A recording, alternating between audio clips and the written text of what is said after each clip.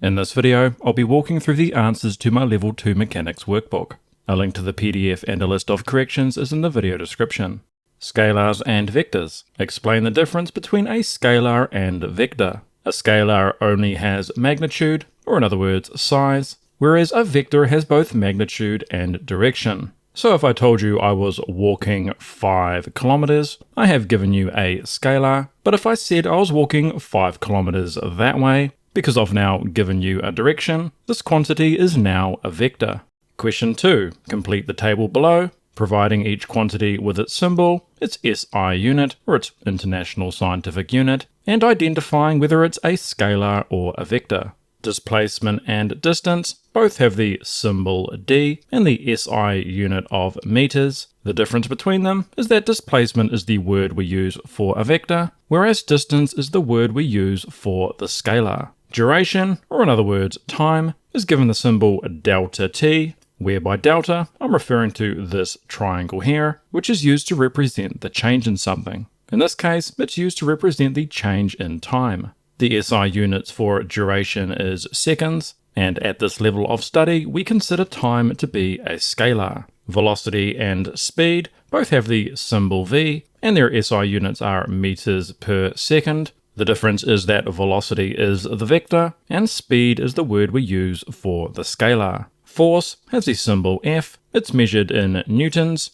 and force has a direction, so it is a vector. Gravitational potential energy is given the symbol EP, or sometimes EG. The SI unit of energy is joules, and energy is a scalar. It doesn't have direction. Kinetic energy is given the symbol EK. Once again, it's an energy, so its units are joules, and once again, it's a scalar. Acceleration has the symbol lowercase a. Its SI unit are meters per second, and acceleration has a direction, so it is a vector. Unlike displacement and velocity, it doesn't have a scalar alternative. Mass has the symbol lowercase m, its SI unit is the kilogram, and it is a scalar. Power is given the symbol capital P, its SI unit is a watt, or in other words a joule per second, and power, like energy, is a scalar. Work is just a term for the energy used. It's given the symbol capital W.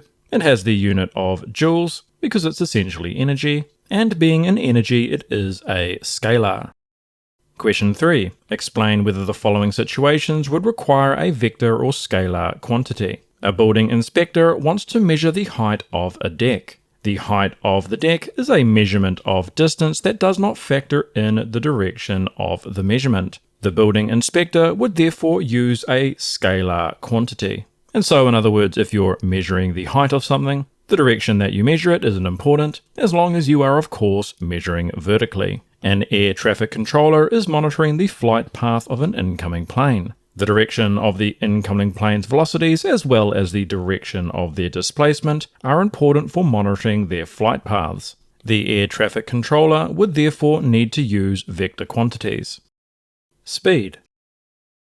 Question 1. Write an equation for delta d in terms of v and delta t. If we start with our velocity equation, we can solve this for delta t by multiplying both sides by delta t and swapping those sides around. Question 2. Write an equation for delta t in terms of v and delta d. Once again, starting with our velocity equation, what we can do is swap our v and our t quantities. The long version of why this works is if we start with this equation and then go to this equation here. If we then divide both sides by v, we get this equation here. But it's worth remembering that if you ever have an equation in this form here, you can always swap these two around. Question 3. Calculate the speed of an ambulance traveling at 1800 meters every 60 seconds. Our displacement is 1800 meters and our duration is 60 seconds. Using our equation v equals delta d over delta t, putting these numbers in, gives us 30 meters per second. Question 4. Calculate the distance a giant weta traveling at 0.32 meters per second moves in half an hour. And so our velocity is 0.32 meters per second. Our duration is 30 minutes, or in other words, 1800 seconds, multiplying this by 60 seconds. Using the equation we solved above for delta D, putting our numbers in, gives us 576 or 580 meters to two significant figures. Question 5. Calculate the time taken for a sailfish swimming at 26 kilometers per hour to travel 150 meters. Taking our velocity of 26 kilometers per hour and converting it into meters per second by dividing it by 3.6. Our distance is 150 meters. If we use our equation from above that we solved for delta t and then put in these numbers, we get 20.77, which is 21 seconds to two significant figures.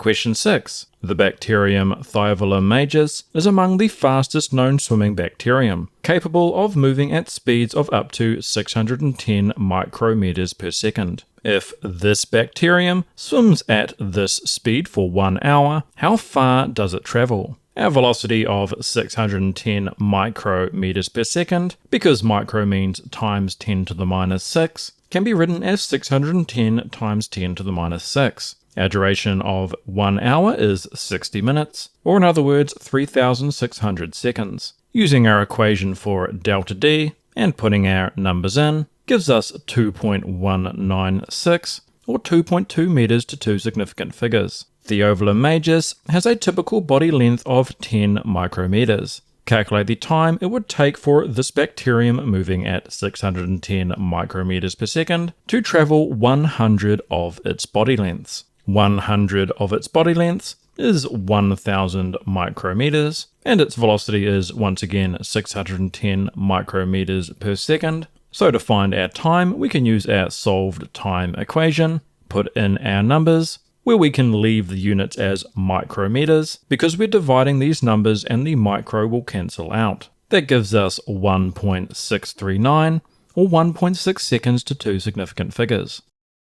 In 2012, a cheetah named Sarah was observed running at 27 meters per second, the fastest recorded speed of any land mammal. Assuming Sarah's body length to be 1.5 meters, calculate the time it would take her to travel 100 body lengths. 100 of her body lengths is going to be 1,500 meters. Her speed was 27 meters per second, so if we take our duration equation, put in those numbers, that gives us 55.56, or 56 seconds to two significant figures. Question 7. In 1967, Burt Munro set a land speed record on his modified Indian motorcycle at the Bonneville Salt Flats. He reached a top speed of 295.44 kilometers per hour, or 82 meters per second to two significant figures. If he maintained this speed for 10 seconds, calculate the distance he would have traveled. Knowing his velocity of 82 and duration of 10 seconds, using our distance equation, putting in our numbers, gives us 820 meters. In a qualifying run, he covered 5 kilometers at an average speed of 75 meters per second. Calculate the time taken for him to complete this run. Our distance of 5 kilometers is 5,000 meters. We have a velocity of 75 meters per second. Using our duration equation, putting our numbers in, gives us 66.67, or 67 seconds to two significant figures. If he covered a distance of 6 kilometers in 80 seconds, calculate his average speed.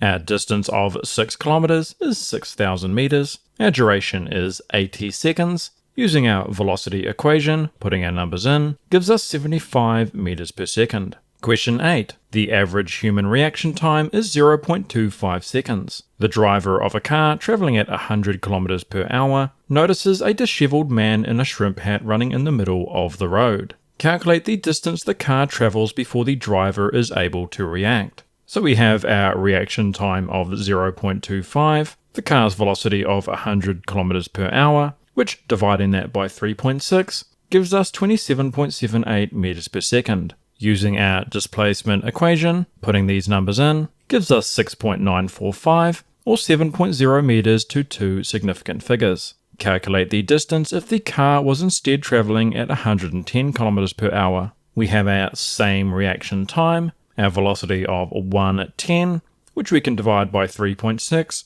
to find 30.56 meters per second. Using our displacement equation once again, putting in our new velocity, gives us 7.64 or 7.6 meters to two significant figures.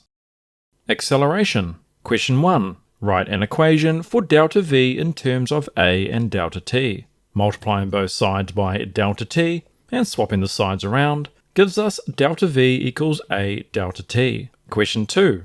Write an equation for delta t in terms of a and delta v. We can swap these two around, which gives me delta t is delta v over a. Question 3. Calculate the acceleration of the following.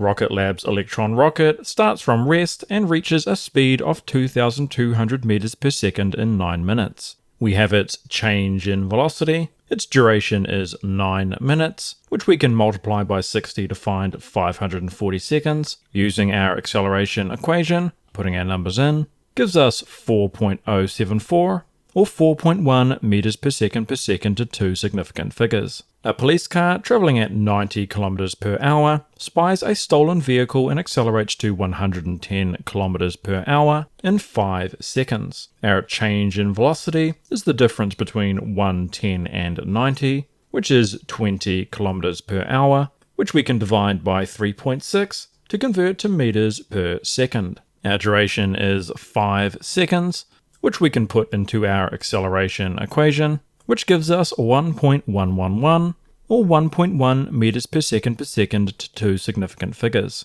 Question 4. Calculate the final speed of the following. A drone accelerates at 2 meters per second for 10 seconds starting from rest. We have our acceleration and we have our duration. Using our equation above that we solved for velocity, putting these numbers in, gives us 20 meters per second. A train accelerates at 0.5 meters per second for 50 seconds, starting from an initial speed of 20 meters per second. We have our acceleration, we have our initial velocity, and we have our duration. We can use our equation that the change in velocity is acceleration times duration, where for the change in velocity, we're replacing delta v for the final minus initial. We can solve this for final velocity by adding vi to both sides, put our numbers in, giving us 45 meters per second. Question 5. Calculate the time it takes for the following to accelerate. A greyhound accelerates at a rate of 1.5 meters per second from a speed of 8.2 meters per second to reach a final speed of 20 meters per second. We have our acceleration and our initial and final velocities. Using our equation solved for duration, replacing our delta v with delta f minus vi, putting all the numbers in, gives us 8 seconds. A truck accelerates from 15 meters per second to 25 meters per second at a rate of 2.1 meters per second. We have our acceleration. Our change in velocity is 25 minus 15, which gives us 10 meters per second. Using our duration equation, putting in our numbers, gives me 4.762 or 4.8 seconds to two significant figures. Question 6. A bungee jumper accelerates downwards from rest at 9.8 meters per second. Calculate their velocity after 1 second. We have the acceleration, we have the duration. Using our equation for the velocity, putting in our numbers, gives us 9.8 meters per second. Calculate the time it would take for them to reach a velocity of 15 meters per second. Our velocity is 15, our acceleration is 9.8. Using our equation for duration and putting these numbers in, gives us 1.531 or 1.5 seconds to two significant figures. Question 7. A Haast eagle resting atop a high branch spots a kiwi 160 meters away and begins a dive. It accelerates to 50 meters per second in 5 seconds, then maintains this speed for the remaining 35 meters. Calculate the eagle's average acceleration during the first 5 seconds of its dive. Our change in velocity in the first 5 seconds is 60 meters per second, which it reaches in 5 seconds. Using our acceleration equation and putting these numbers in, gives us 12 meters per second.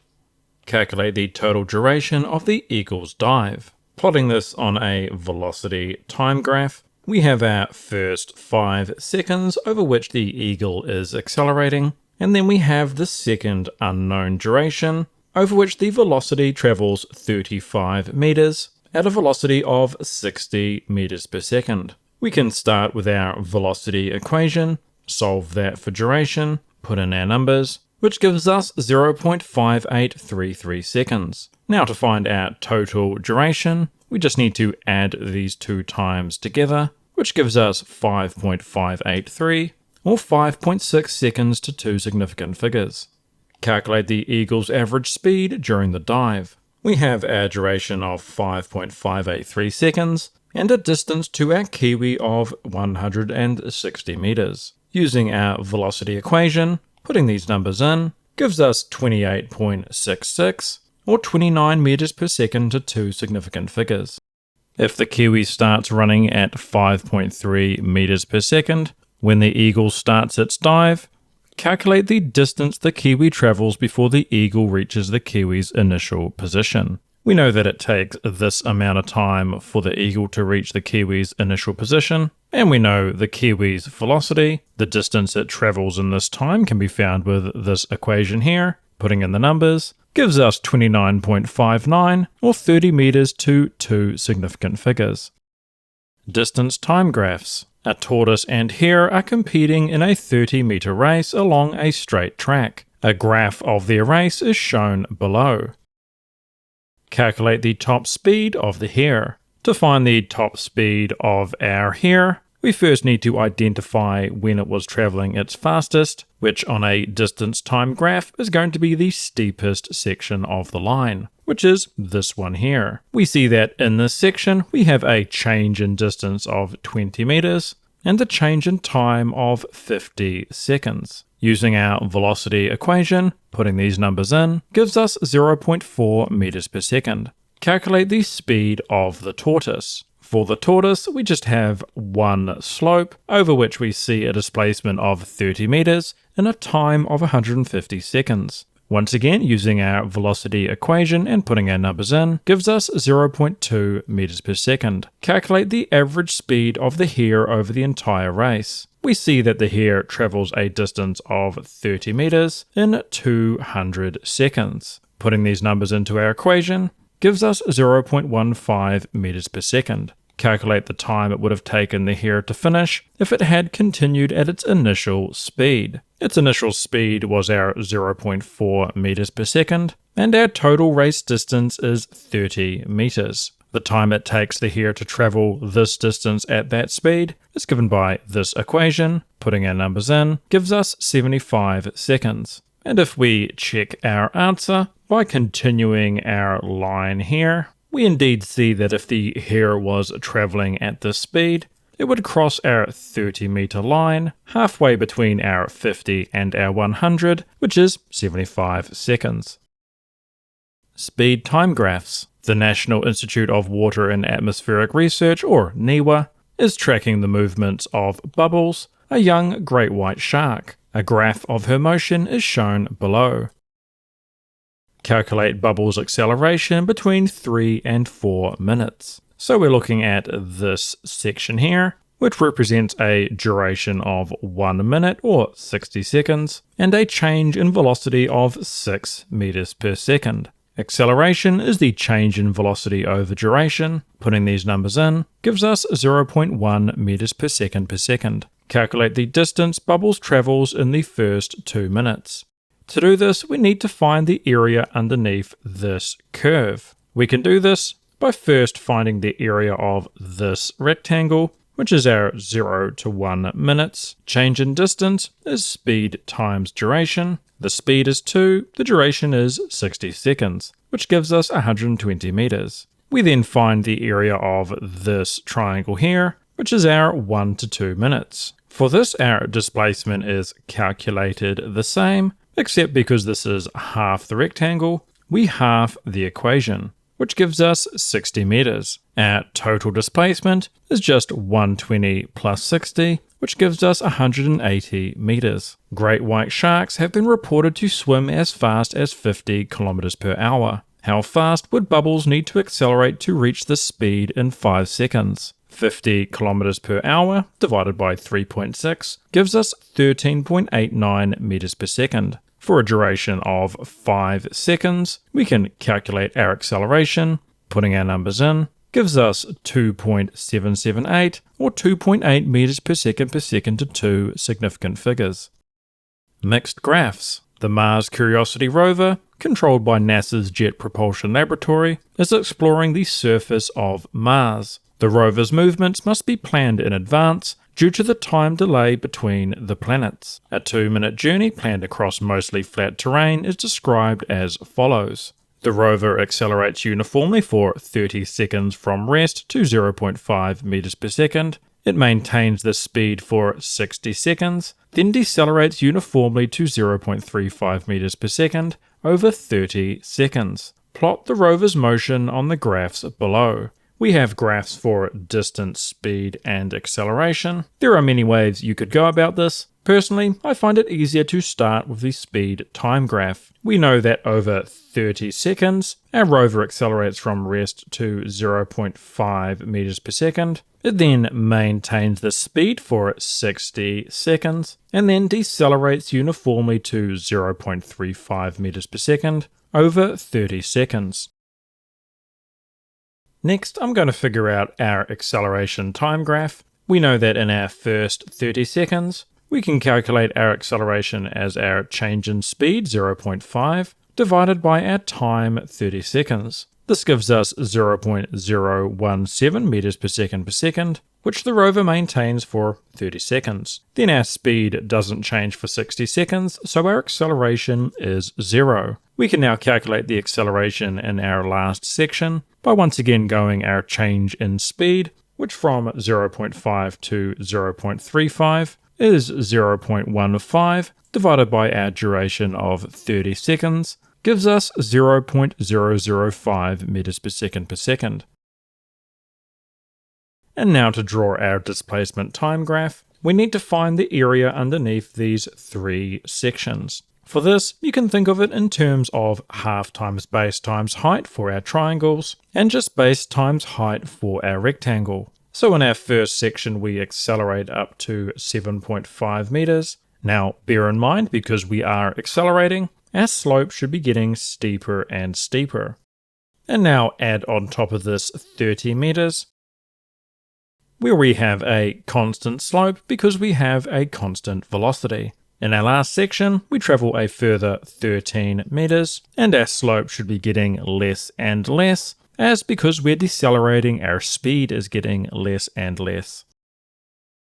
Kinematic equations. Question 1. A spacecraft accelerates from rest at 9.8 meters per second to simulate Earth's gravity. How long does it take the spacecraft to reach 3.0 times 10 to the 6 meters per second, or in other words, 1% the speed of light? Because we're accelerating from rest, our initial velocity is 0. We know our acceleration is 9.8. Our final velocity is 3 times 10 to the 6. And time is what we're trying to find. The one thing we don't care about and we don't have is our distance. So we choose the equation that doesn't have distance, which is this one here. Knowing that the initial velocity is 0, simplifies this to acceleration times time. Rearranging this for time by dividing both sides by the acceleration, putting our numbers in, gives us 3.061 times 10 to the 5, or 3.1 times 10 to the 5 seconds to two significant figures. What distance will it have travelled? For this, we can choose any of the equations above, except this one here because it doesn't have distance.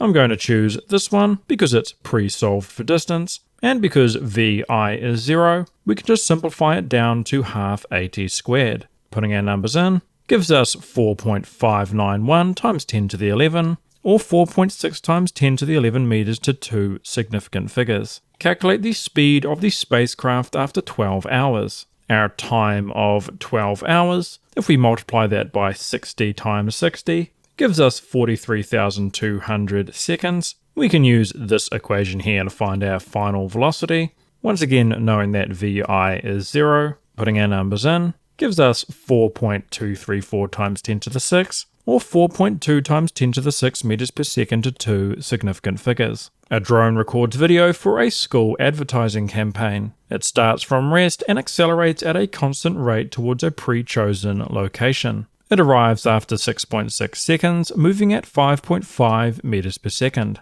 Calculate the average acceleration of the drone. Our initial velocity was 0, our time was 6.6, our final velocity was 5.5, and we want to find the acceleration. The one thing we don't have and don't care to find is our distance, so we choose the equation without distance, which, because vi is 0, simplifies to acceleration times time. Solving for acceleration by dividing both sides by t, putting in our numbers, gives us 0.8333 or 0.83 meters per second to two significant figures. Calculate the maximum displacement between the starting position and the filming location. We can use this equation to find the distance, where because vi is 0, we simplify this to half at squared, put in our numbers, gives me 18.15 or 18 meters to two significant figures. Explain why the actual displacement might differ from the maximum displacement calculated in the previous question. The drone may not have flown in a straight line. If it instead took an indirect path, then its actual displacement would be smaller. For example, if the drone traveled in a straight line of 18 meters, if it instead traveled the same distance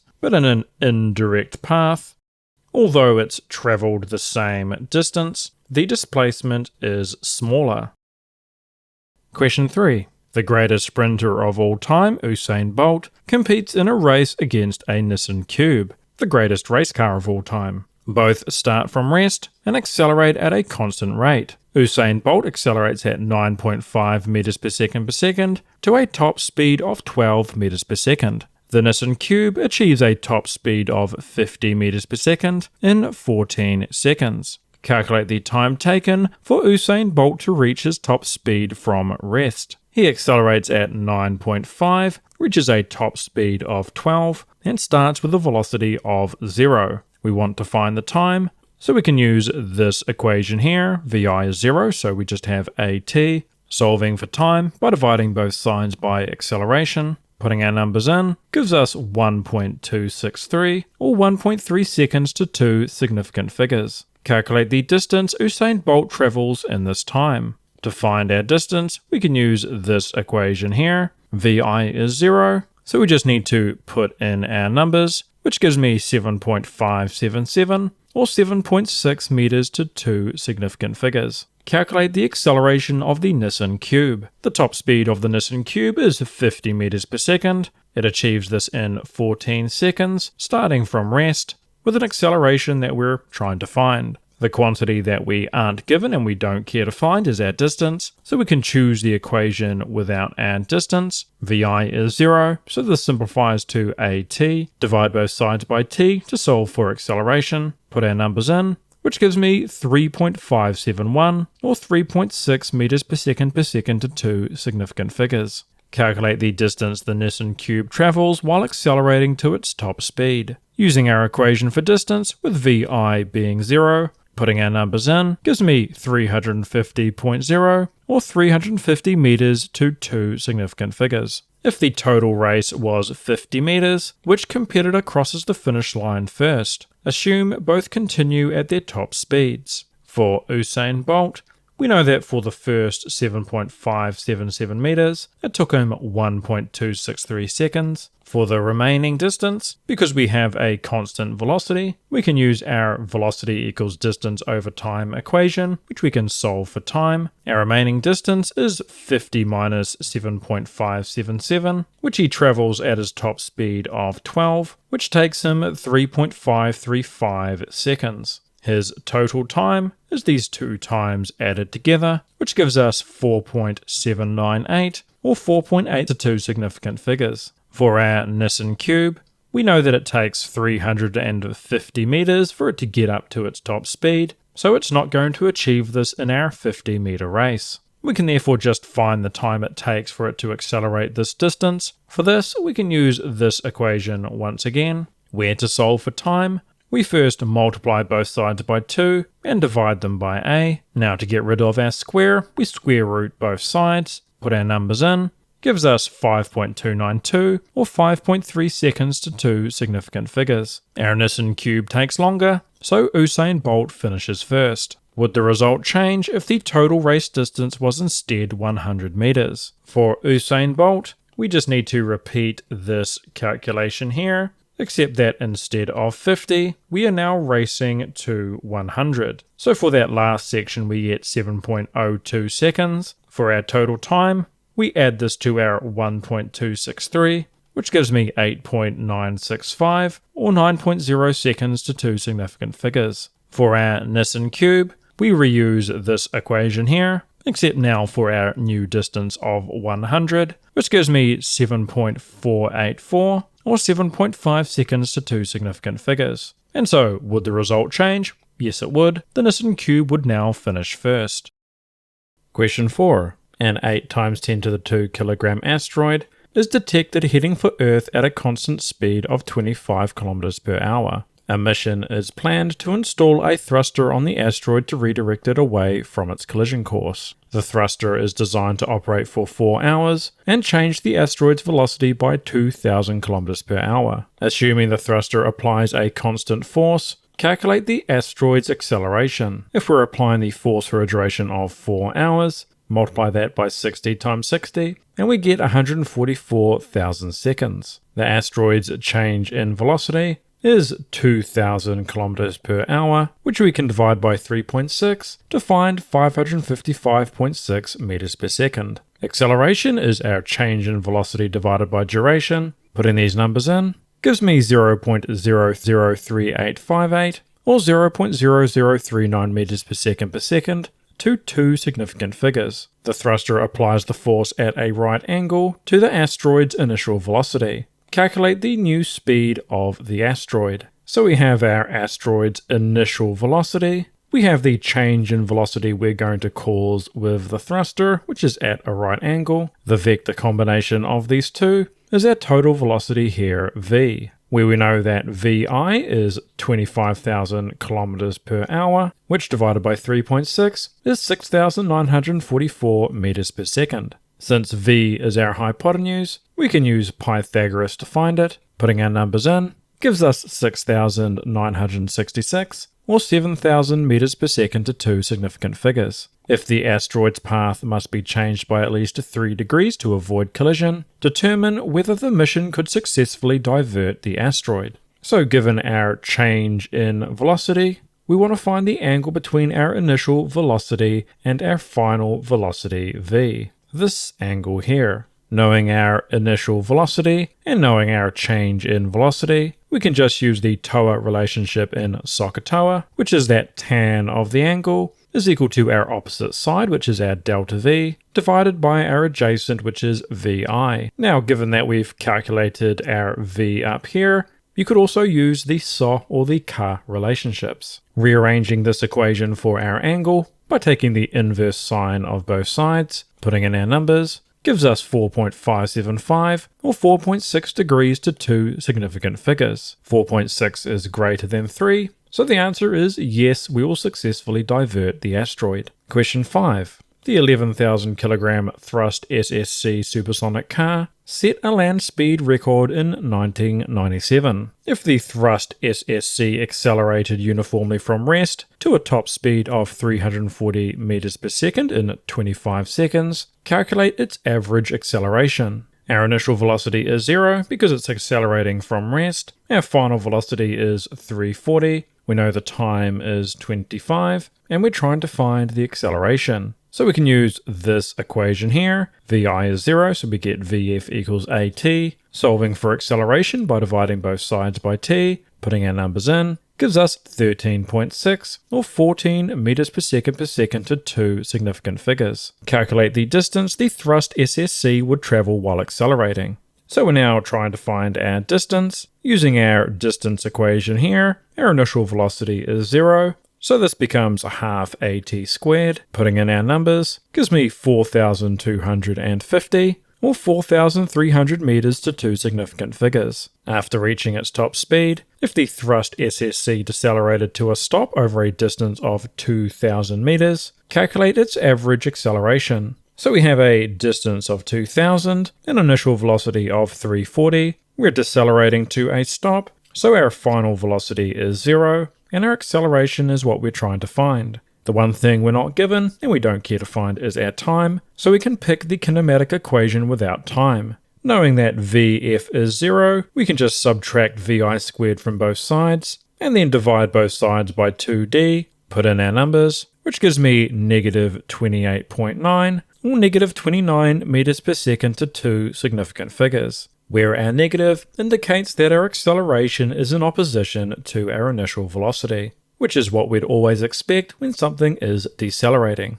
Calculate the time it would take the thrust SSC to come to a stop. To find our time, we can use this equation here. Vf is 0, so we just subtract Vi from both sides, and then divide both sides by a to solve for our time. Put in our numbers, which gives us 11.6, or 12 seconds to two significant figures. Question 6. A train is traveling at 50 kilometers per hour when the conductor notices a box of Labrador puppies on the track, 300 meters ahead. The train can safely brake to a stop in 25 seconds. Convert 50 kilometers per hour into meters per second. Taking our 50 kilometers per hour, we first multiply by 1,000 because there are 1,000 meters in a kilometer, and divide by 3,600 because there are 3,600 seconds in an hour. Doing this is the same as dividing by 3.6 and is fairly easy to remember. That gives us 13.89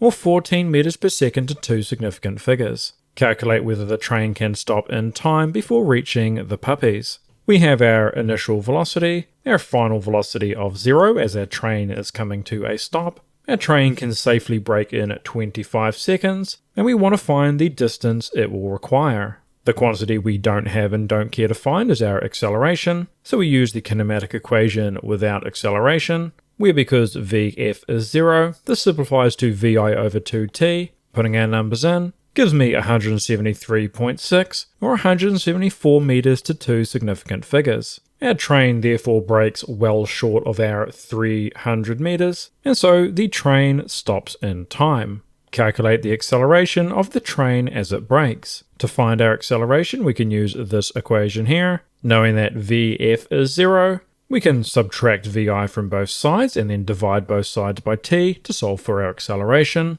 Put in our numbers, which gives me negative 0.5556 or negative 0.56 meters per second to two significant figures. Question 7. A firework rocket ignites and accelerates upwards from rest for 4 seconds at 9.3 meters per second. After this time, the fuel runs out and the rocket coasts upward until it reaches its maximum height. Calculate the rocket's velocity when the ignition runs out. Vi is 0 because our rocket accelerates from rest. It accelerates for 4 seconds at a rate of 9.3, and we want to find the final velocity. The quantity that we don't have and we don't care to find is distance, so we choose the equation without distance. Vi is 0, so this simplifies to at. Put in our numbers, gives me 37.2 or 37 meters per second to two significant figures. Calculate the height of the rocket when the fuel runs out. To find our distance, we can use this equation here, where because Vi is 0, we just get half at squared. Putting our numbers in gives me 74.4 or 74 meters to two significant figures.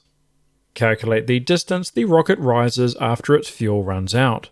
To help visualize this, we can use a velocity time graph, where initially our velocity is increasing, over which time we reach a height of 74.4 meters, as found in the last question. Following this, our velocity decreases to 0, over which time we're going to travel a height h2, which we need to find. During this time, we have an acceleration of negative 9.8 due to gravity. Our initial velocity was 37.2 meters per second, and at our maximum height, our Vf is 0, and we want to find our distance or our h2. The one quantity we don't have and don't care to find is our time, so we can use the kinematic equation without our time, where I'm using h2 instead of d. We know that Vf is 0, so we can just subtract Vi squared from both sides and swap the sides around, and then divide both sides by 2a, put in our numbers, which gives me 70.60 meters, which to find the total height we can add to our 74.4 to get 145 or 150 meters to two significant figures. Calculate the time it takes the rocket to fall from its maximum height. As it falls, it accelerates due to gravity at negative 9.8 meters per second. It's going to travel downwards 145 meters. And note that I'm using negatives because both of these quantities are downward. Its initial velocity is 0, and we're interested in the time. What we don't have and we don't care to find is our final velocity, so we can choose the equation that doesn't have that. Knowing that vi is 0, this simplifies to d equals half at squared. And now to solve for our time, we can multiply both sides by 2 and swap them around, divide both sides by a, and then square root both sides. Put in our numbers, gives me 5.440, or 5.4 seconds to two significant figures. Question 8. A pine cone falls from the top of a 25-meter tree. Calculate the speed of the pine cone just before it hits the ground. The pine cone falls 25 meters, it has an initial velocity of 0, its acceleration due to gravity is negative 9.8, and we're interested in its final velocity. The quantity we don't have and don't care to find is time, so we can choose the equation without that. Knowing that vi is 0, this simplifies to vf squared equals 2ad. Square rooting both sides, putting our numbers in, gives me 22.14, or 22 meters per second to two significant figures. Calculate the time it takes for the pine cone to fall to the ground. To do this, we can use this equation here, where because our vi is 0, this becomes at. We can solve for time by dividing both sides by the acceleration, put our numbers in, gives me 2.259, or 2.3 seconds to two significant figures. Another pine cone falls from the tree and hits the ground at 18 meters per second. Calculate the height it must have fallen from. Our acceleration is 9.8, our initial velocity is 0, it reaches a speed of 18 meters per second, and we're interested in finding the distance. The quantity we don't have and don't care to find is time, so we can choose the equation without it. Knowing that vi is 0, this simplifies to 2ad, solving for our distance by dividing both sides by 2a, putting our numbers in, gives me 16.53, or 17 meters to two significant figures. Vector components. Question 1. Bill and Bob are debating which side of a triangle is the opposite and which is the adjacent. What are they missing in order to settle this argument? The opposite and adjacent sides are determined by where the angle is. Because the angle is not identified, the opposite and adjacent sides cannot be identified either. And so if, for example, the angle was here, then this would be our adjacent and this would be our opposite. However, if instead the angle was here, then this would be the adjacent and this would be the opposite. Because no angle has been defined, these sides haven't been defined either. Question 2. Determine the horizontal and vertical components of the vectors below. Each box represents 1 Newton. No calculations are required. For our vector A, we have a horizontal of 3 and a vertical of 4. For our vector B, our arrow is going 4 backwards, which means this must be negative 4, and it's going 2 upwards, which gives us positive 2. Note that our general convention is that these directions are positive and the opposite directions are negative. So this way is positive, this way is positive, this way is negative, and that way is negative. For our vector C, we are going vertically downwards 4, so we have negative 4, and we're going backwards 1, so we have negative 1. Lastly, for our vector D, we are horizontally forwards by 3, so we have positive 3, and downwards by 3, so we have negative 3. Question 3. Calculate the horizontal and vertical components of the following vectors. A bottle rocket launches with a velocity of 30 meters per second and an angle of 40 degrees to the ground. If we look at our diagram here, our right angled triangle, we have an opposite side here and the adjacent side here. Where to find the horizontal? Our horizontal side is our adjacent, so we need to use the Ka relationship. That is that cosine of our 40 is going to be our adjacent over our hypotenuse, where our adjacent is VH and our hypotenuse is 30. Multiplying both sides by 30 gives us 30 cosine 40 degrees, which equals 22.98 or 23 meters per second to two significant figures. To find our V vertical, we're now trying to find the opposite. So we need to use the SOH relationship in SOHCAHTOA. That is, that sine of our angle 40 is our opposite, which is our VV, divided by our hypotenuse of 30. Multiply both sides by 30, and we get VV equals 30 sine 40, which equals 19.28, or 19 meters per second to two significant figures. A volleyball is hit with a force of 400 newtons at an angle of 20 degrees to the vertical. In this case here, because of the way that the angle is marked, this is now our opposite, and this is now our adjacent. And so whereas before our opposite was our vertical, and our adjacent was our horizontal, for this question here, it's the opposite case. And so we do the same equations, but we swap the sine and cosines around. That gives me 136.8 and 375.9, or 140 and 380 newtons to two significant figures. Question 4. A jet boat points directly across a 70-meter wide river, flowing at 2.3 meters per second. It takes 45 seconds for it to cross to the other side. Calculate the distance the boat traveled downriver. So if we have our river, our boat is trying to go straight across, but because our river is flowing, it's going to go on a diagonal.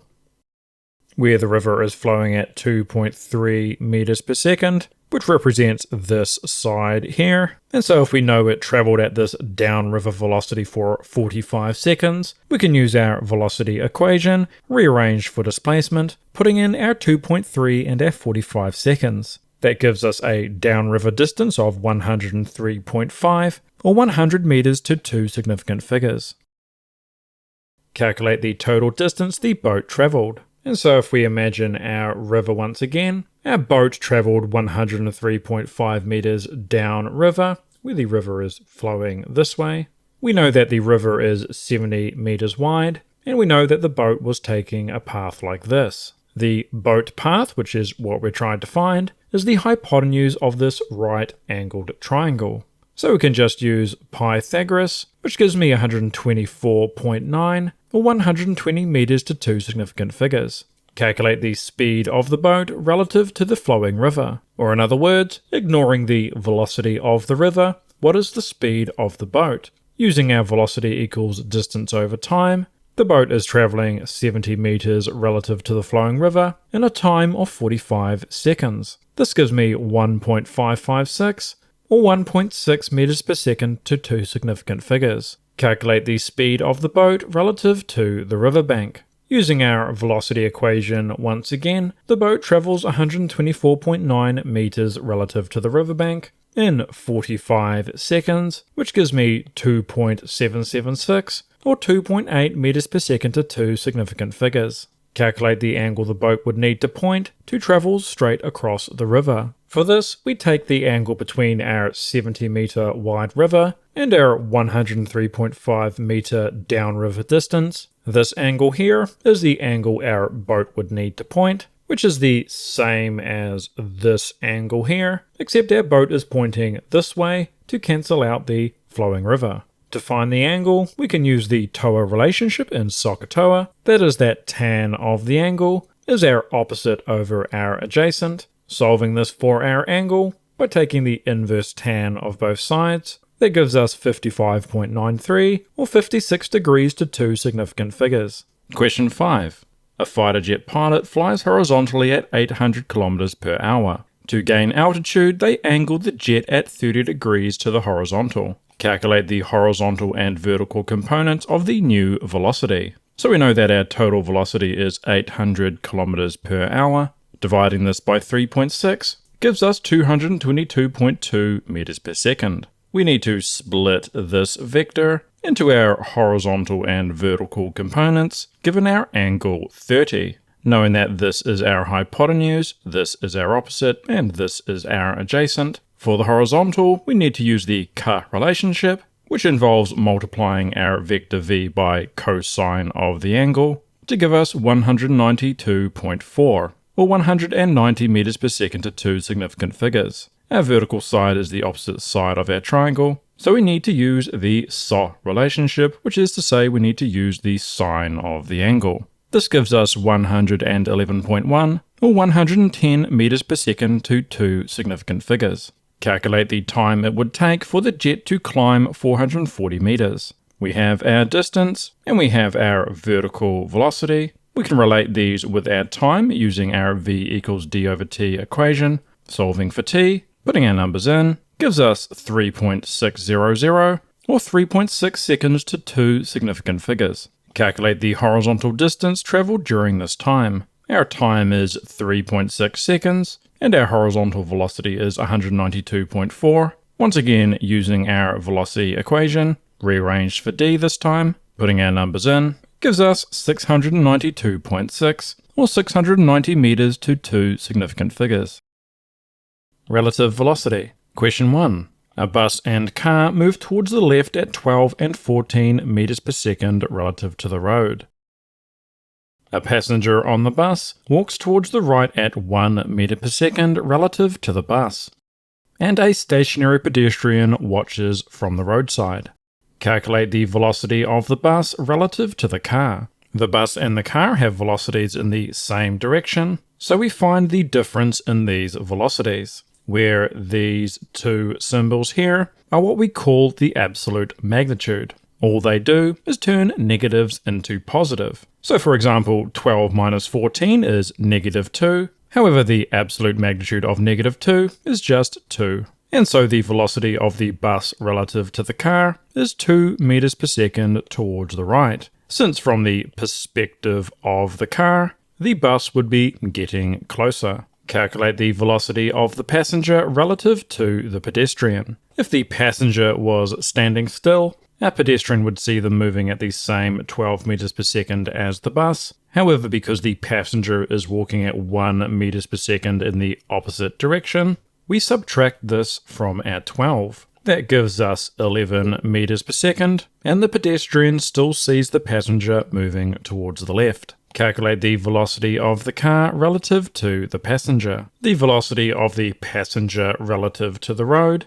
is, as we found in the last question, 11 meters per second. Because these two velocities are in the same direction, we find the difference between them, just as we did in part A. That gives us 11 minus 14, which is 3 meters per second. And from the perspective of the car, the passenger will, as in part A, be approaching. Question 2. A sheep is moving at 2.2 meters per second, following a farmer walking at 1.4 meters per second. Calculate the velocity of the farmer relative to the sheep. Their velocities are in the same direction, and so we find the difference between them, which gives me 0.8 meters per second. The sheep and farmer are initially 10 meters apart. How long will it take for the sheep to catch up? If the sheep is closing its 10 meter gap at a rate of 0.8 meters per second, we just need to use our velocity equation, solve for time, putting in our numbers, gives us 13 seconds. A sheepdog is running towards the farmer in the opposite direction at 12 meters per second. Calculate the velocity of the sheepdog relative to the farmer. Because their velocities are in opposite directions, this time we add them together, which gives me 13.4 meters per second, or 13 meters per second to two significant figures.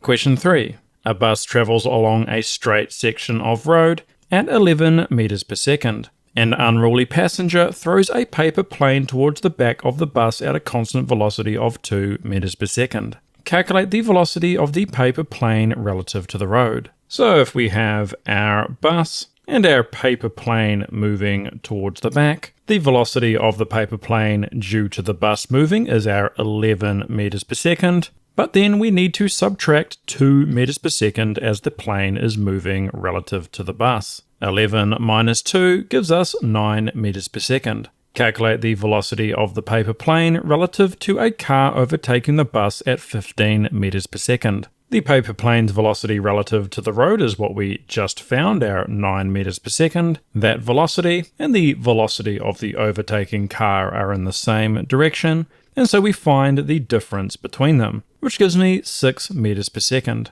What velocity would the car need to travel at for the paper plane to appear stationary? Since the paper plane is moving at this velocity relative to the road, for the paper plane to appear stationary, there would need to be no relative velocity between them, and so the car would need to have the same velocity, 9 meters per second. Question 4. An ill-natured kaka chases a Department of Conservation worker across a car park. The worker runs at a constant speed of 4 meters per second, while the kaka flies at 9 meters per second. Initially, they are 60 meters apart. Calculate the velocity of the kaka relative to the worker. Their velocities of 4 and 9 are in the same direction, so we find the difference between them, which gives me 5 meters per second. How long will it take the kaka to catch up to the worker? Given that the kaka is closing the gap at 5 meters per second, and that the distance is 60 meters between them,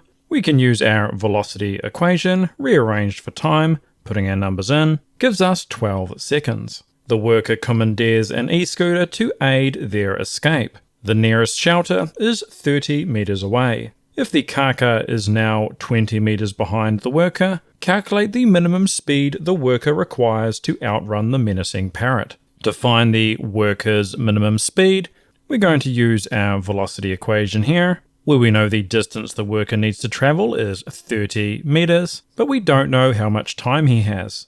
To find that, we need to find the time for the kaka to reach the shelter. The kaka's distance is 20 meters, the distance that it is behind the worker, plus the distance from the worker to the shelter, which is 50 meters. We know that the kaka moves at 9 meters per second, and so we can use our rearranged time equation. Putting in these numbers gives us 5.556 seconds. And now we know the amount of time that the worker has. We can put this into our equation, which gives us 5.400 or 5.4 meters per second to two significant figures. Gravity. Question 1. At NASA's Zero Gravity Research Facility, objects fall 130 meters through a vacuum chamber. Calculate the duration that objects are in free fall. Objects that are dropped have an initial velocity of 0, will have an acceleration due to gravity of negative 9.8 meters per second. Our distance is 130 meters downwards, so negative 130, and we're trying to find the time. The one thing we don't have and don't care to find is the final velocity, so we choose the one equation without it. Because vi is 0, this just equals half at squared. We can then start to solve for time by first doubling both sides, and then square rooting and swapping them around and putting in our numbers. That gives me 5.151 or 5.2 seconds to two significant figures. Calculate the velocity of an object just before it hits the bottom. For this, the easiest equation to use is this one here, where once again, because vi is 0, this just becomes at. Putting in these numbers gives us 50.48 or 50 meters per second to two significant figures. Question 2. A 75 kilogram abseiler wishes to determine the amount of rope she will need to descend a cliff. She drops a rock and observes it takes 6.0 seconds to hit the bottom. Calculate the height of the cliff. Because the rock is dropped, we have an initial velocity of 0. We know it takes 6 seconds. We know the acceleration due to gravity, and we're trying to find the distance. The one thing we don't have and don't care to find is our final velocity, so we choose the equation without that. Vi is 0, so this simplifies to half at squared. Put in our numbers, which gives us negative 176.4 or negative 180 meters to two significant figures. Halfway down the cliff, her phone slips from her pocket. Calculate the velocity it would have just before hitting the ground. If she is halfway down, then her distance is going to be half of the value we just calculated, which is negative 88.2. Our acceleration due to gravity is negative 9.8. The object is being dropped, so our initial velocity is 0, and we're trying to find our final velocity. The thing we don't have and don't care to find is our time, so we choose the equation without time. Vi is 0, so this becomes 2ad. Square rooting both sides to solve it for our final velocity, and putting our numbers in gives us 130 meters per second to two significant figures. Question 3. A meteor is detected traveling at 300 meters per second towards the surface of the moon at a distance of 400 kilometers. The moon's gravitational acceleration is 1.6 meters per second. Calculate the velocity of the meteor just before it hits the lunar surface. our initial velocity is 300, our distance of 400 kilometers is 400,000 meters. We're trying to find our final velocity, and we know that the acceleration is 1.6. The acceleration would, in reality, depend on how close the asteroid is. However, for this question, we're ignoring that difference. The one thing we don't have and don't care to find is our time, so we choose the equation without it, square root both sides to solve for our final velocity, put our numbers in, which gives us 1170 or 1200 meters per second to two significant figures. Calculate the time it takes for the meteor to reach the moon's surface. For this, I'm going to choose this equation here because it's nice and simple, rearranging it for time by subtracting VI from both sides and swapping them around, and then dividing both sides by the acceleration. Putting in our numbers gives us 543.8 or 540 seconds to two significant figures.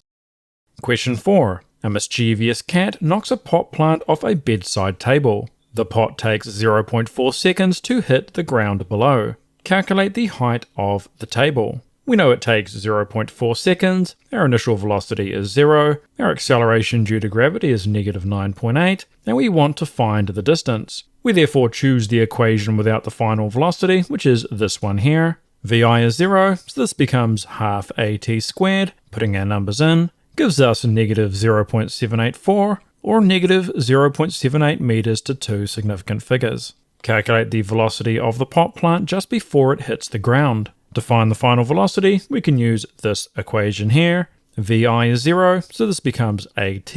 Putting in our numbers gives us negative 3.92 or negative 3.9 meters per second to two significant figures. If the pot were caught halfway down, what would the pot plant's velocity be at that point? Halfway down is half of our distance, which is negative 0.392 meters. We can use this equation here to find our final velocity. VI is 0, so this becomes 2AD. Square rooting both sides to solve it. Putting in our numbers gives me 2.772 or 2.8 meters per second to two significant figures. Question 5. An asteroid miner loses grip on her pickaxe. The pickaxe is released from a height of 1.5 meters and moves upwards with an initial velocity of 4 meters per second. The gravitational acceleration is 0.8 meters per second. Calculate the time it takes for the pickaxe to reach its maximum height. And just to be clear for this question, as per usual, things that are going up are positive and things that are going down are negative. And so our initial velocity is positive 4, our acceleration is negative 8. At its maximum height, the final velocity of the pickaxe is going to be 0, and we want to find the time. And so we're interested in the equation that doesn't have d, which is this one here. Rearranging this for time, knowing that Vf is 0, we just subtract Vi from both sides, and then divide both sides by the acceleration. Putting our numbers in gives us 5 seconds. Calculate the time taken for the pickaxe to fall to the surface from its maximum height. To find the fall time, we first need to find our total fall distance. For this, we're going to use this equation that we used here, where our Vi is 0, but because our pickaxe is released from a height of 1.5 meters above this, we need to add on a negative 1.5. Because our pickaxe is going to fall downwards a further distance of 1.5, and downwards is, as mentioned, negative. Putting our numbers in gives me 11.5 meters. And now we can use the same equation that we just used, except now we want to solve it for time. Once again, Vi is 0, so this becomes half AT squared. We can then double both sides, and then divide them by a and square root them. Put in our numbers, which gives me 5.362 or 5.4 seconds to two significant figures. If the miner drops a second pickaxe of the same size but half the mass, how would the time to fall compare with the first pickaxe? Ignore air resistance. Ignoring air resistance, all objects accelerate due to gravity at the same rate, regardless of mass. Because halving the mass does not affect the pickaxe's acceleration, it does not affect the time for it to fall. The first and second pickaxe will take the same amount of time to fall. Projectile motion. Question 1. A water balloon is thrown towards the right and follows the path shown in the diagram below.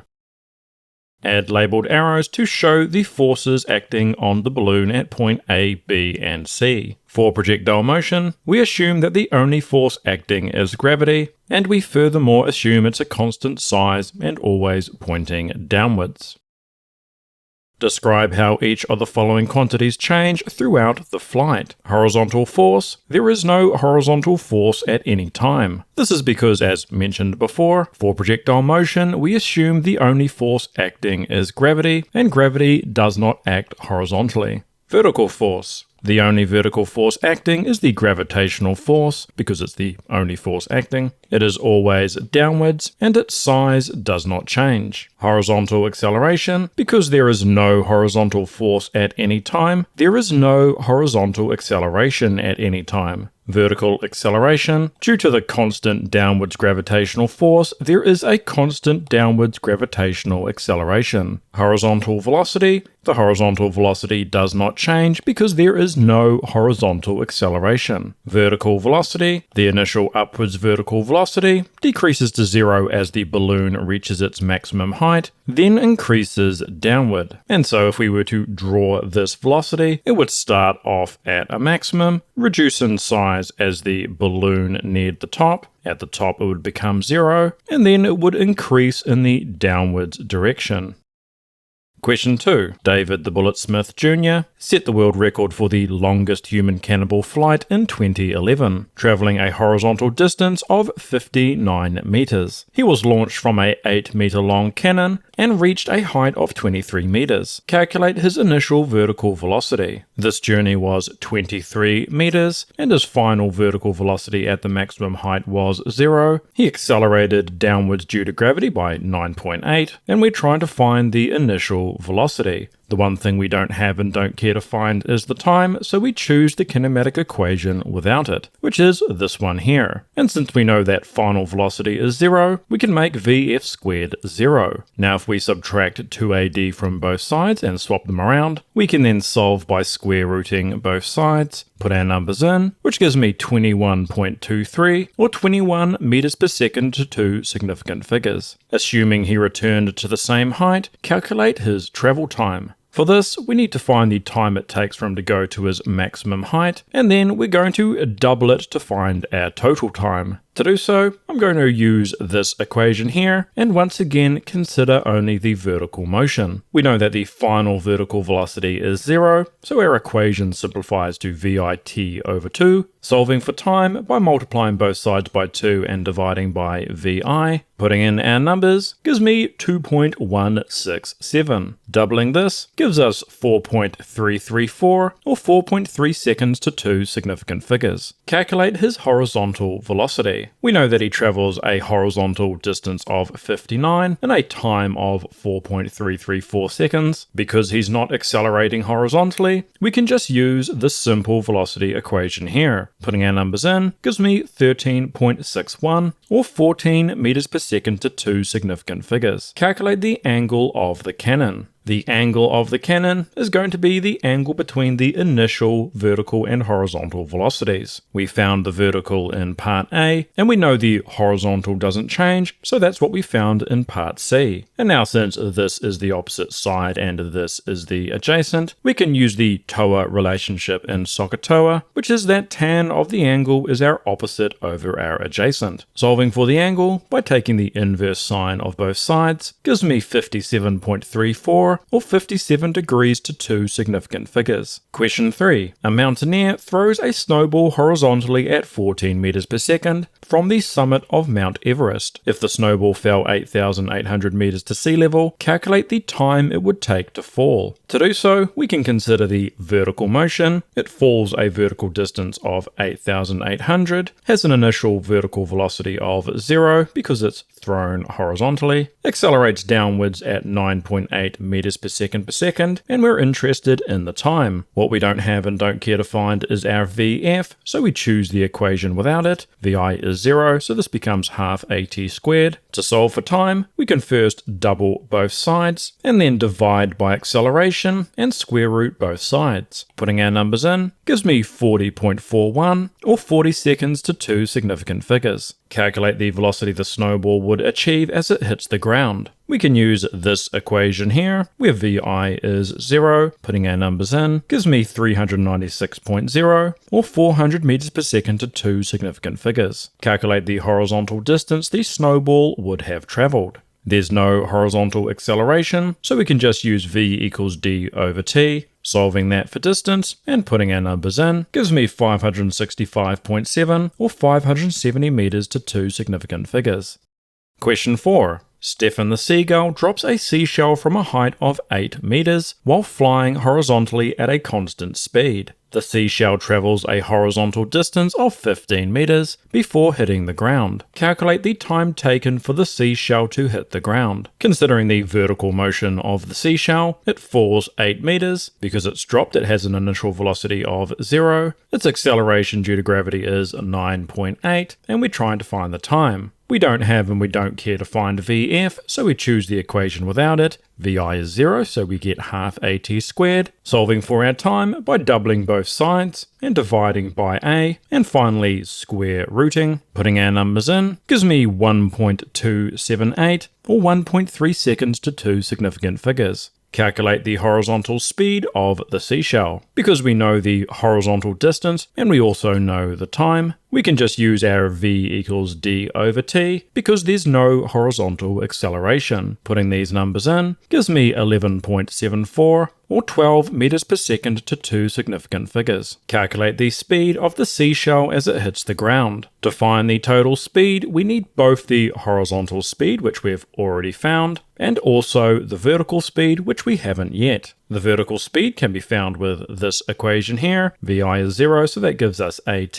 Putting in our numbers gives me 12.52 meters per second. The total speed is the hypotenuse of our vertical and horizontal speeds, which gives me 17.16 or 17 meters per second to two significant figures. Question 5. Dave the Olympic diver jumps from a high diving board 4.5 meters above the water with an initial upwards vertical velocity of 6.2. Calculate the maximum height that Dave reaches above the diving board. To find the height, we're considering the vertical motion. He has an initial vertical velocity of 6.2, and at his maximum height this will be 0. His acceleration is 9.8 downwards, and we're trying to find the distance. We don't have and we don't care to find the time, so we choose the equation without that. Because Vf is 0, we can just subtract Vi squared from both sides, and then solve by dividing both sides by 2a. Putting in our numbers gives me 1.961 or 2.0 meters to two significant figures. Calculate the time it takes Dave to reach this height. Using this equation here, where Vf is 0, so we just subtract Vi from both sides, dividing both sides by the acceleration, and then putting in our numbers gives me 0.6327 or 0.63 seconds to two significant figures. Calculate the total time that Dave is in the air. As we found in part A, Dave jumps up a vertical distance of 1.961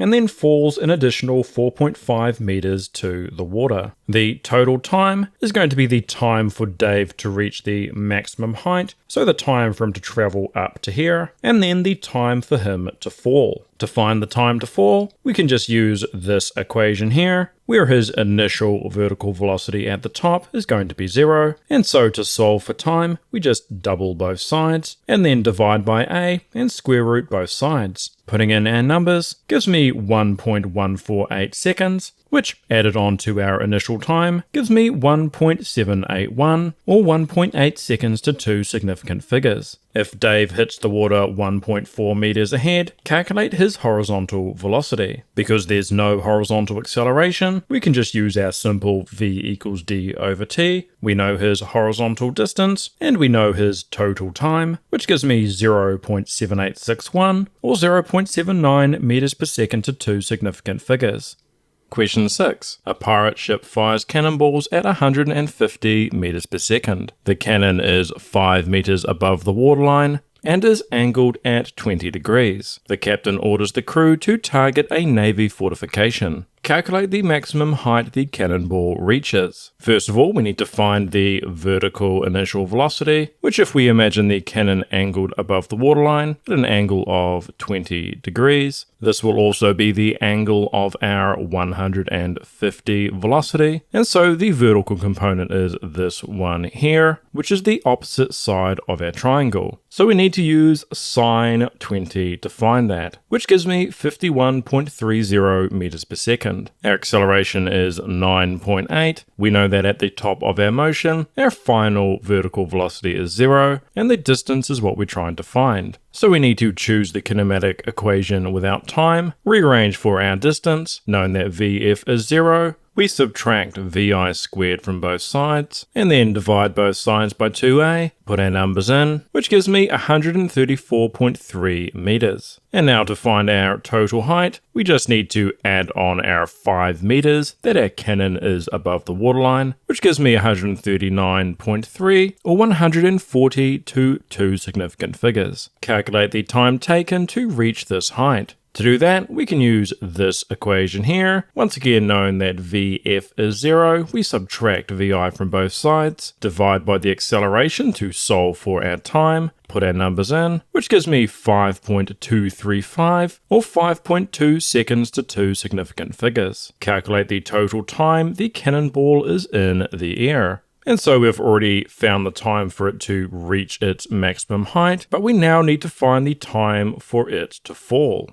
As we found in part A, the distance it's going to fall is 139.3 meters. To find the time to fall this distance, we can use the equation d equals VIT plus half AT squared, where Vi would be 0, so we get just d equals half AT squared. We can solve this for time by multiplying both sides by 2, dividing by a and square rooting, and then putting our numbers in, which gives me 5.332 seconds. And now to find our total time, we just need to add on our time from part B, which gives me 10.57, or 11 seconds to 2 significant figures. Calculate the distance the pirate ship must be from the Navy fortification when it fires. The distance we're considering is horizontal, so we need to find our horizontal velocity. To do this, we just need to use the opposite to what we used in part A, which is the cosine relationship, which gives us 141.0. And now to relate this to our horizontal distance, we can use our V equals d over t, rearranged for distance by multiplying both sides by time, putting in our horizontal velocity and our total time, which gives me 1,490,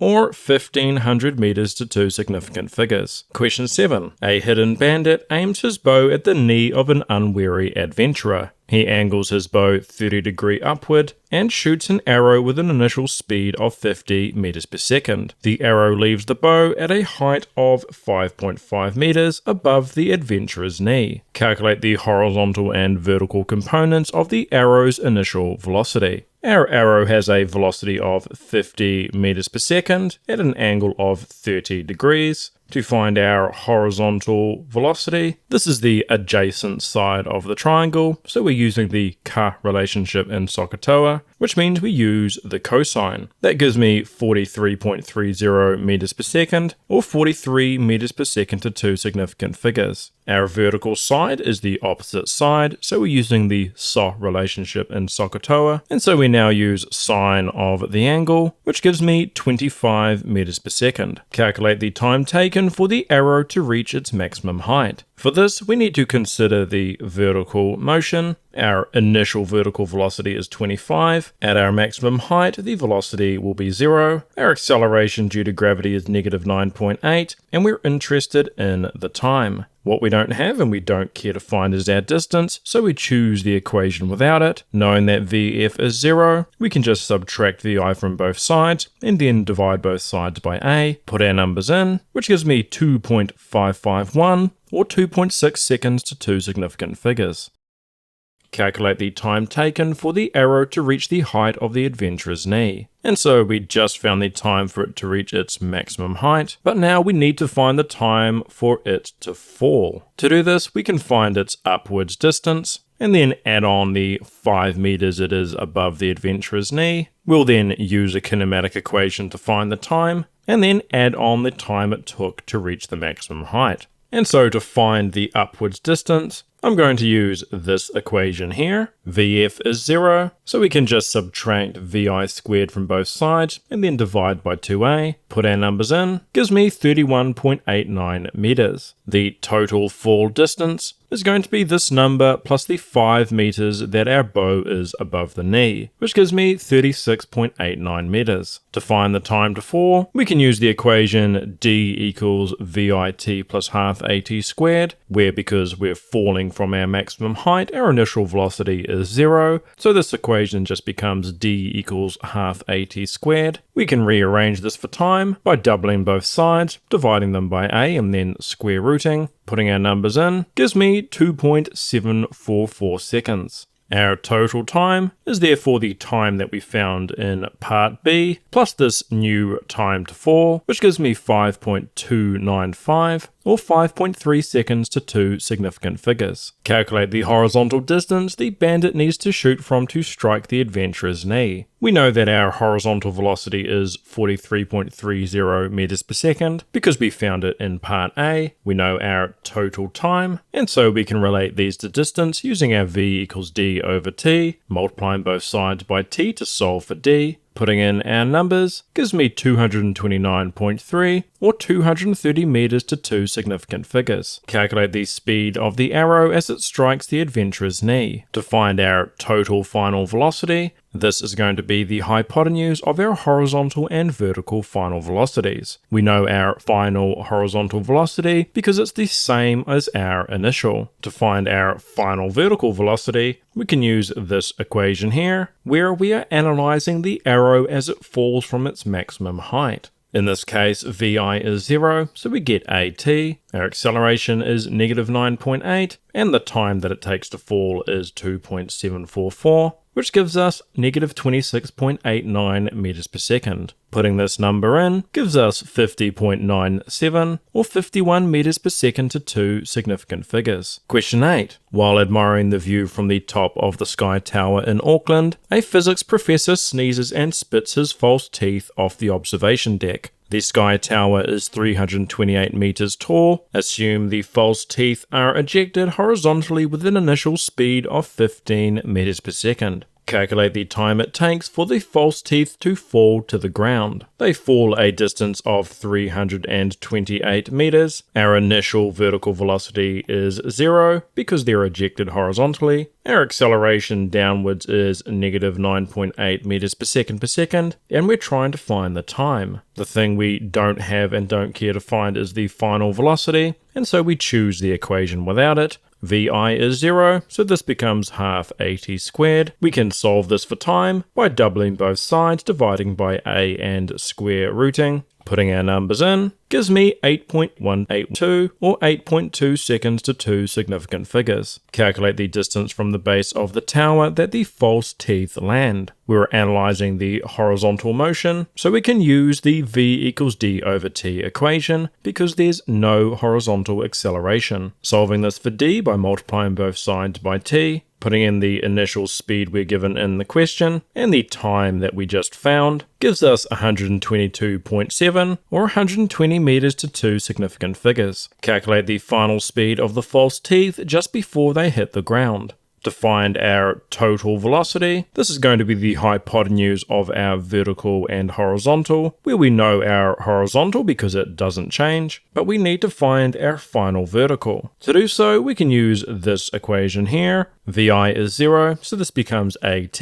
Putting in our numbers gives me 80.18 meters per second. Putting this in gives us 81.57, or 82 meters per second to two significant figures.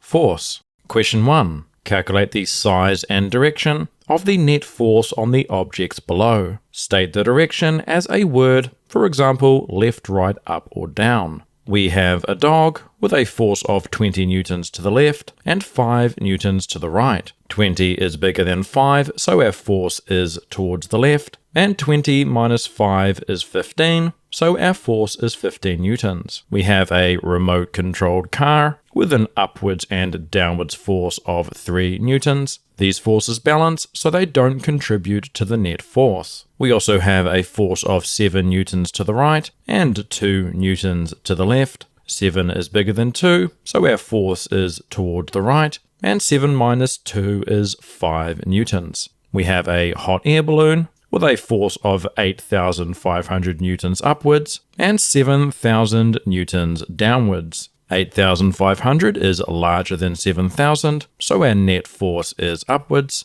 and 8,500 minus 7,000 is 1,500 newtons. Question 2. Calculate the size and direction of the net force on the objects below. Give the angle relative to the horizontal. We have a boat with an upwards force of 450 and a force towards the left of 210. Adding these two vectors together gives us our total force here, which is the hypotenuse of this right-angled triangle. To find the hypotenuse, we just use Pythagoras, which gives me 496.6, or 500 newtons to two significant figures. To find the angle, we can use the fact that we have the opposite and adjacent, and use the relationship that tan of the angle is our opposite 450 divided by our adjacent 210. Rearranging that for our angle by taking the inverse tan of both sides gives me 64.98, or 65 degrees to two significant figures. We have a fighter jet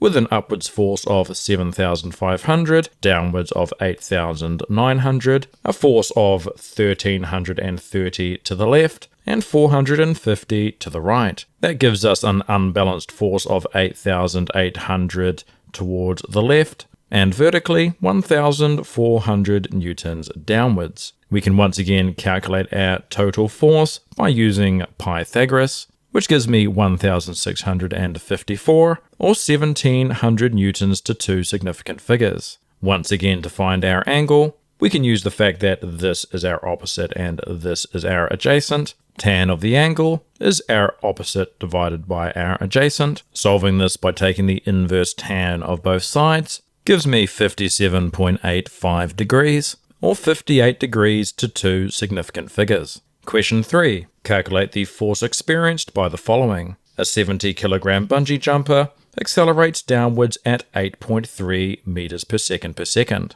Force is mass times acceleration. Putting those numbers in gives us 581, or 580 newtons to two significant figures. A 1,200 kilogram police car accelerates at 2.0 meters per second. Once again, F is equal to ma. Putting our numbers in gives me 2,400 newtons. Question 4. Calculate the mass of the following. A lunar astronaut drops a hammer. It accelerates at 2.0 meters per second with a force of 1.6 newtons. Solving F equals ma for the mass gives us force divided by acceleration. Putting these numbers in gives me 0.80 kilograms. A train's engine exerts a force of 160 kilonewtons to accelerate at 4.0 meters per second along a track. Once again, mass is force divided by acceleration. Putting in our numbers, we're at 160 kilonewtons is 160,000 newtons,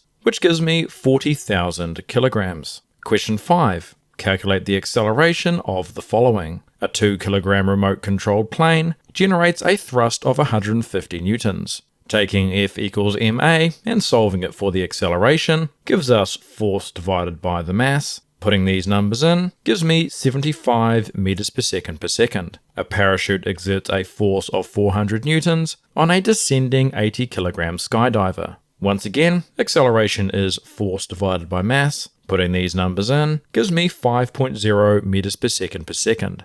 Question 6. Frank pushes a lawnmower with a force of 110 newtons at an angle of 60 degrees to the horizontal. Calculate the component of force pushing the lawnmower forward. If Frank is exerting this force at an angle of 60 degrees at the horizontal, because the lawnmower is moving horizontally, we're interested in the horizontal component of this force. This gives us a right-angled triangle, where 110 is our hypotenuse, and the component that we're trying to find is our adjacent. We can therefore use the ka relationship in SOHCAHTOA which is that cosine of our angle, which is 60 degrees, is equal to the force we're trying to find, divided by the hypotenuse, which is 110. Multiplying both sides by 110 gives us this equation here, which equals 55 newtons. Frank reduces the angle of the handle to 50 degrees. Calculate the force Frank must apply to push the lawnmower forward at the same speed. For the lawnmower to be going at the same speed, it still needs to have 55 newtons pushing it forwards.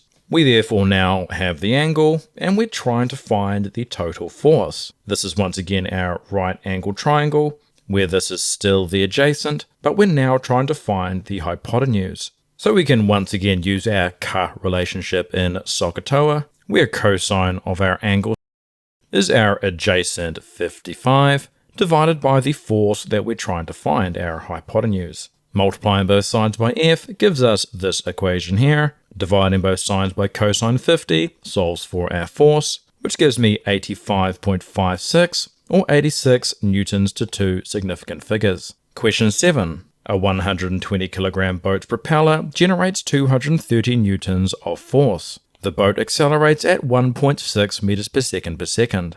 Calculate the size of the force opposing its motion. The force opposing the motion is going to be the component of force that isn't providing the acceleration. So it's going to be our total force of 230 minus the force providing our acceleration, which is mass times acceleration, or 120 times 1.6. That gives us 38 newtons. Describe the motion of the boat if the propeller was slowed to equal the opposing force. If the opposing force is equal to the force of the propeller, the forces will balance, and the net force and net acceleration will equal 0. As the net acceleration is 0, the velocity of the boat will remain constant. Question 8. Abby the astronaut and her spacesuit have a combined mass of 150 kilograms. Calculate the gravitational force she would experience on these bodies here. Gravitational force is mass times the acceleration due to gravity.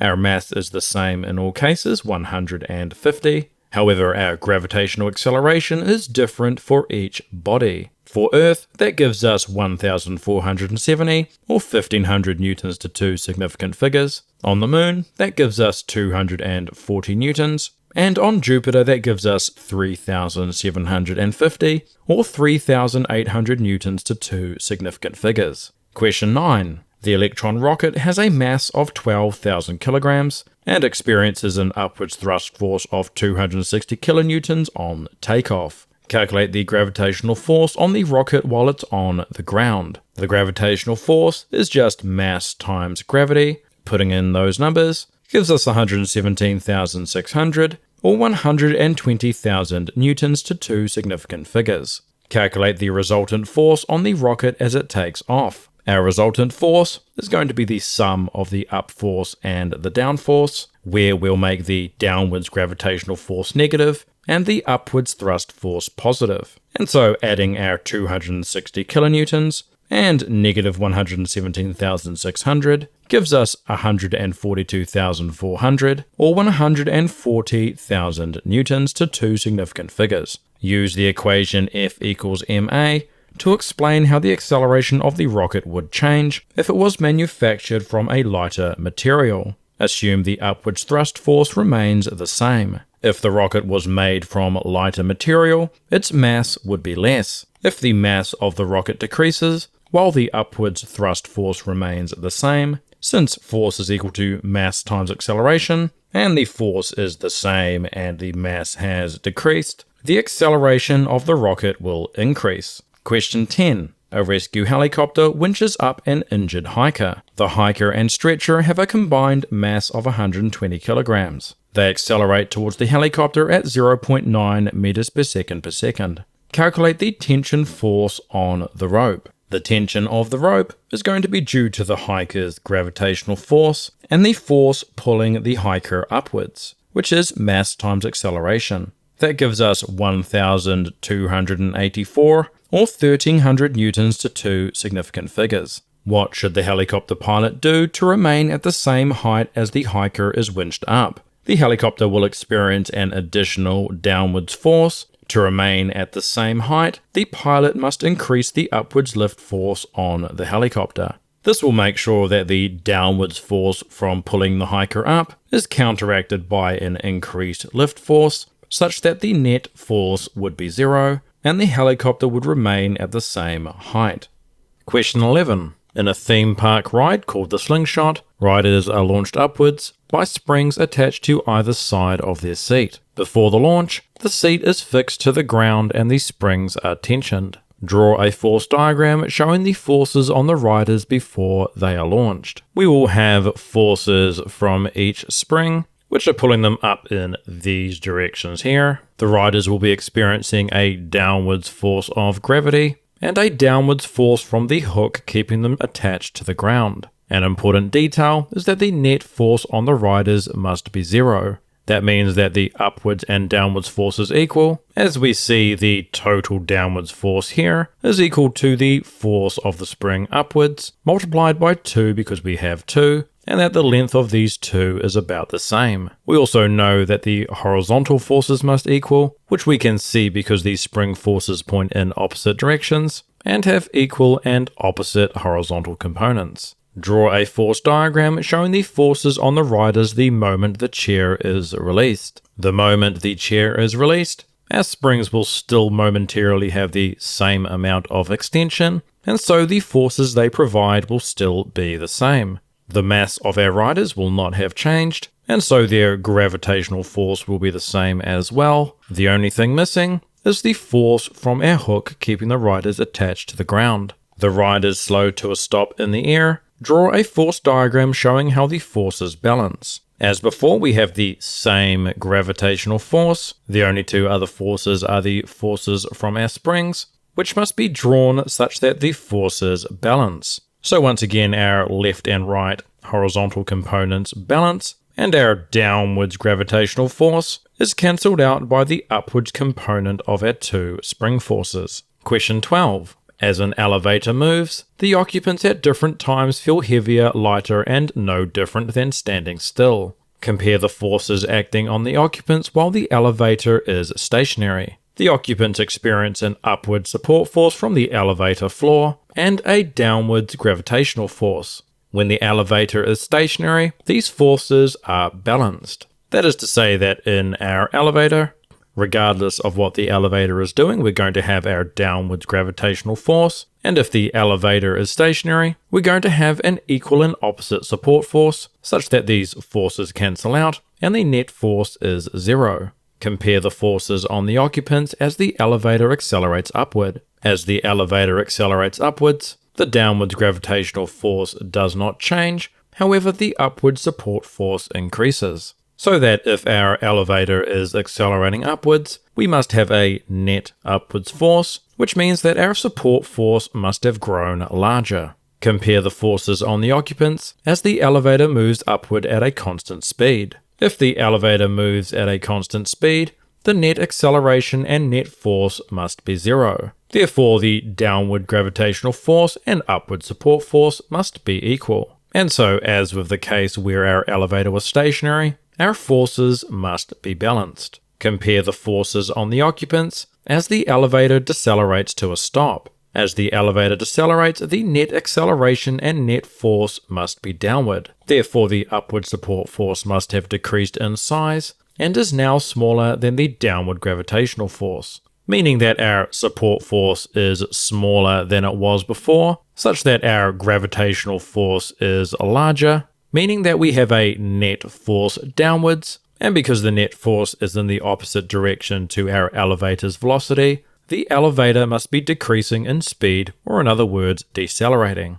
Discuss how these forces would change if the elevator cable suddenly snapped. If the cable suddenly snapped, the elevator would no longer apply an upward support force to the occupants. The only force acting upon them would be the downwards gravitational force, which would cause them to accelerate downwards at the same rate as the elevator around them. And so, with no support force, the elevator and the occupants will accelerate downwards due to gravity at the same rate. Question 13. NASA's Artemis program plans to establish a crewed moon base by 2035. Its launch vehicle, the Space Launch System SLS, produces a constant thrust force by ejecting fuel downwards at a constant rate. Explain whether the acceleration of the SLS will remain constant as it ascends. As the Space Launch System ejects fuel, its mass will decrease. Because the thrust force remains constant, and F equals ma, as the mass decreases, the acceleration of the SLS must increase. Hooke's law. Question 1. Calculate the force required in the following situations. A spring with a spring constant of 80 newtons per meter is compressed by 0.15 meters. We know our spring constant is 80. We know our displacement is 0.15. We can use Hooke's law. Putting our numbers in gives us negative 12 newtons. Noting that what this negative sign does is make sure that the displacement and the force have the opposite sign, which indicates that they're in the opposite direction. A rubber band with a spring constant of 2.4 newtons per meter is stretched by 1.2 meters. Our spring constant is 2.4, our displacement is 1.2. Once again, using Hooke's law, putting our numbers in, gives us negative 2.88 or negative 2.9 newtons to two significant figures. Question 2. Calculate the spring constant in the following situations. A basketball is compressed by 0.025 meters and the force applied is 40 newtons. Our force is 40 and our displacement is 0.025 meters. Because these are in the opposite direction, we need to make one of them negative. It doesn't matter which one you choose. In this case, I'm going to choose the force. Solving Hooke's law for K gives us negative F over X. Putting our numbers in gives me 1600 newtons per meter. A slingshot is stretched by 0.5 meters and the force applied is 150 newtons. We have our force and our displacement. Once again, I'm going to make the force negative. Using our equation solved for K and putting our numbers in gives me 300 newtons per meter. Question 3. Calculate the displacement in the following situations. An elastic band with a spring constant of 150 newtons per meter is subjected to a force of 45 newtons. Our force is 45, our spring constant is 150. Solving Hooke's law for X by dividing both sides by K, putting our numbers in, gives me negative 0.3 meters. A trampoline with a spring constant of 60 newtons per meter is compressed with a force of 30 newtons. Our force is 30, our spring constant is 60. Using our equation solved for X, putting our numbers in, gives me negative 0.5 meters. Question 4. A 12 kilogram box is suspended from two identical springs.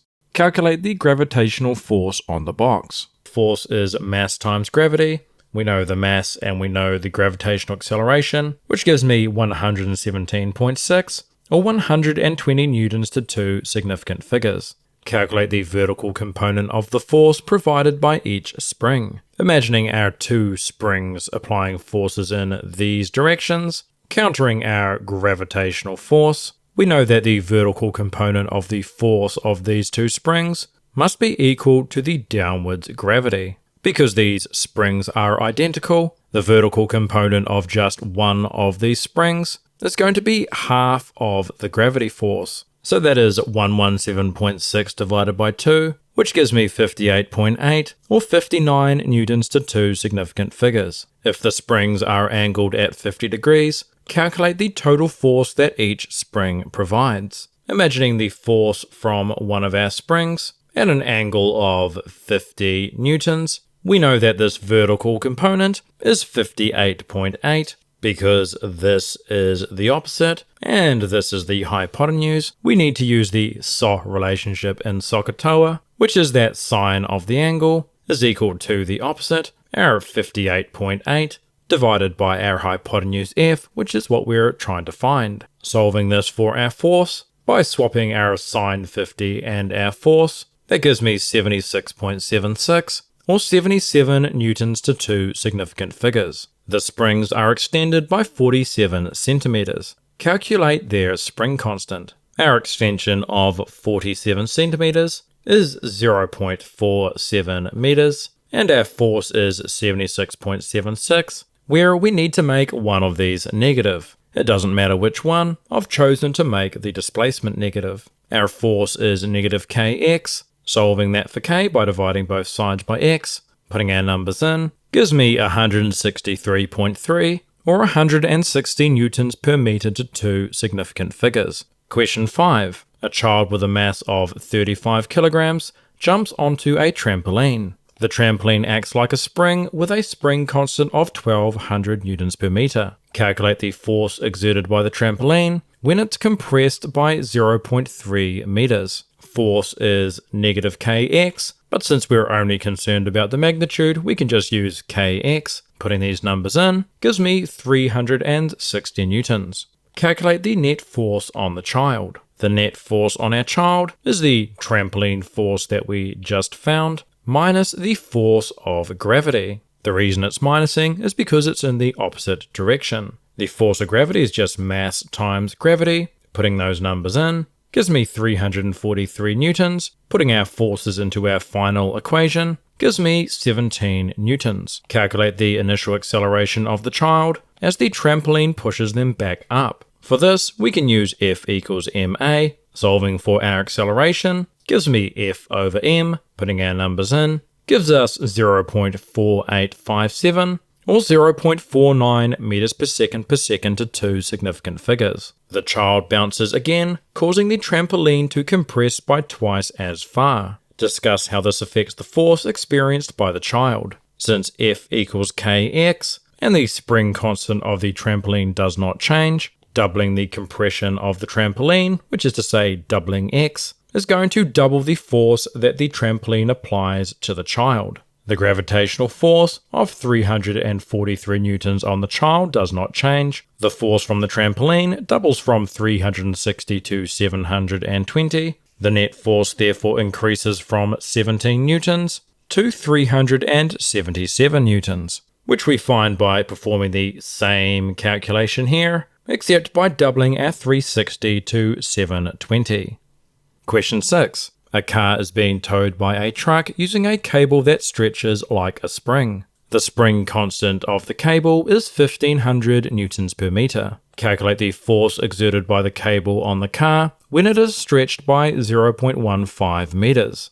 We know our spring constant, we know our x, we know Hooke's law. Putting our numbers in gives me 225 or 230 newtons to two significant figures. How does this force compare with the force the cable exerts on the tow truck? The forces the cable exerts on the car and tow truck are equal and opposite. This is due to Newton's third law. Question 7. Billy attempts to calculate the spring constant. He substitutes that the force is equal to 10 newtons and the displacement is 0.5 meters into the equation k equals negative f over x and gets negative 20 newtons per meter. Billy is confused as he knows k should always be positive. Explain what Billy has done wrong and what he should do to fix this. Displacement and force are in opposite directions, so one must be negative. Making either negative will cancel out the existing negative in the equation and give a positive value.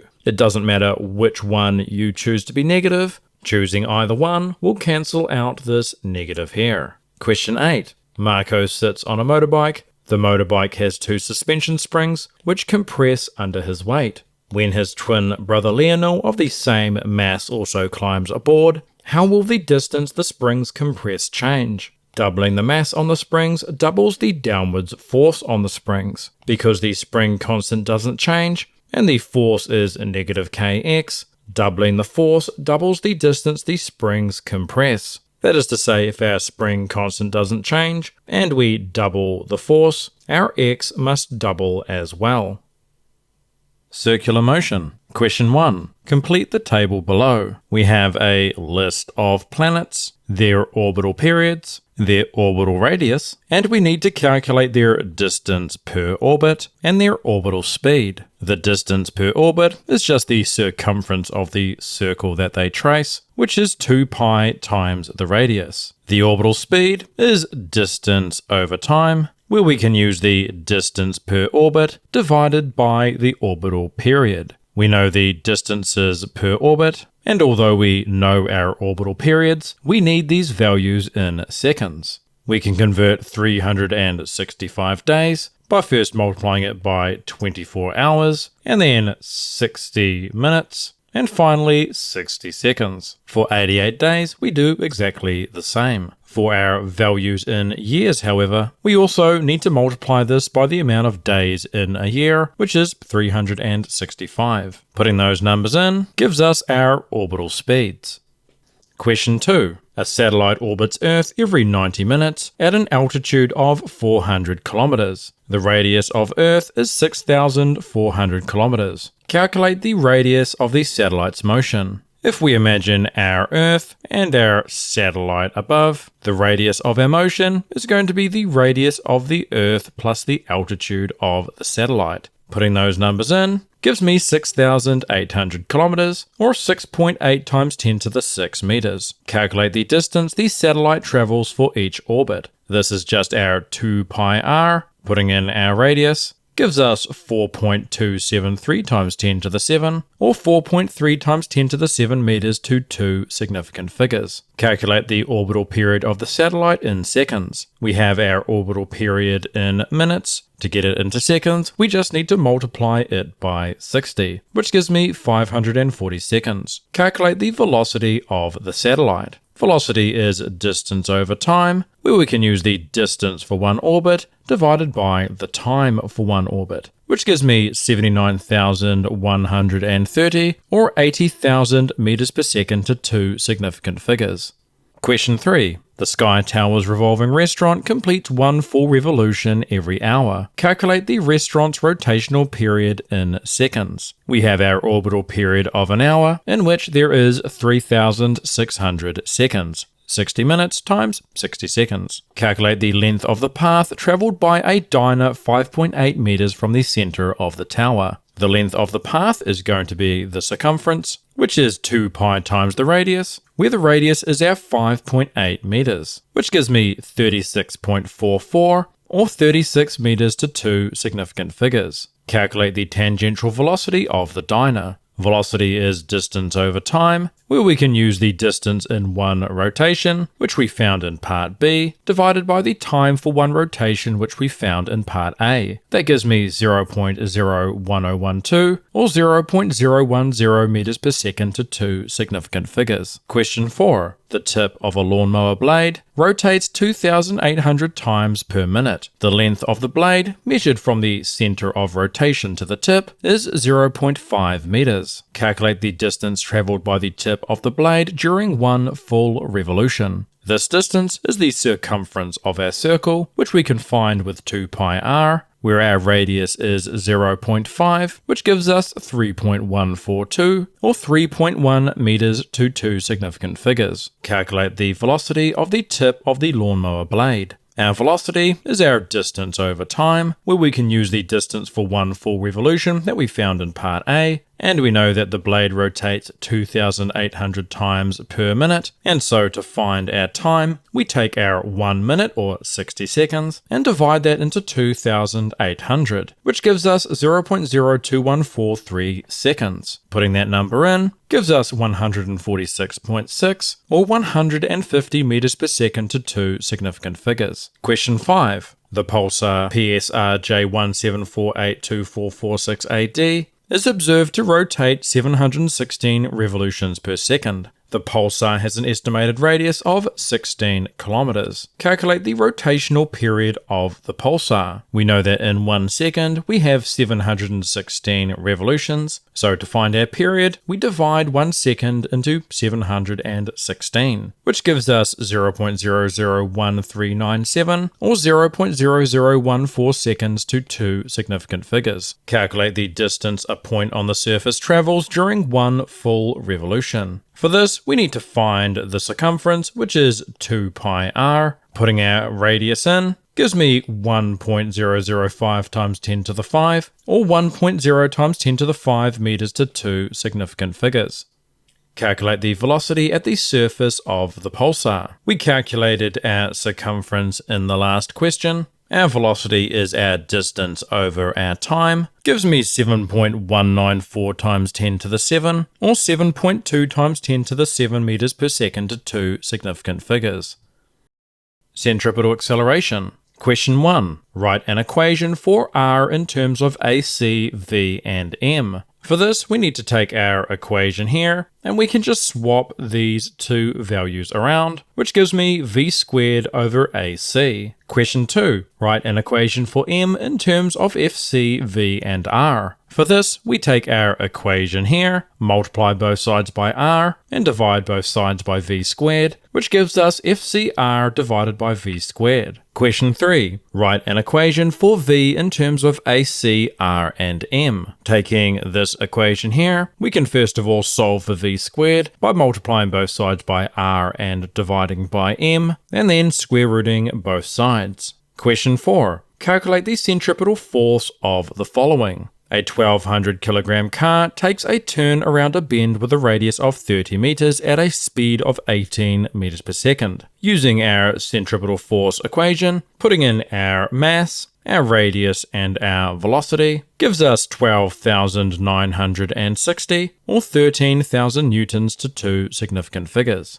The Moon orbits Earth at an average speed of 100 meters per second and orbital radius of 380,000 kilometers. The Moon has a mass of 7.4 times 10 to the 22 kilograms. We know our radius is 380,000 kilometers, which is 3.8 times 10 to the 8 meters. Taking our centripetal force equation and putting all of our values in gives me 1.947 times 10 to the 20, or 1.9 times 10 to the 20 newtons to two significant figures. Question 5. Calculate the velocity of the following. An Olympic hammer thrower applies a force of 1500 newtons to spin a 7.3 kilogram hammer in a circle with a 2 meter radius. For this, we can take our solved velocity equation, put in our numbers, which gives me 20.27 or 20 meters per second to two significant figures. A 500 kilogram roller coaster car reaches the top of a vertical loop with a radius of 15 meters. The centripetal force acting on the car is 3000 newtons. Once again, taking our velocity equation that we solved for on the last page, putting in our numbers gives me 9.487 or 9.5 meters per second to two significant figures. Question 6. Calculate the radius of the following. An 800 kilogram satellite orbits Earth with a speed of 7,800 meters per second and experiences a gravitational force of 6,500 newtons.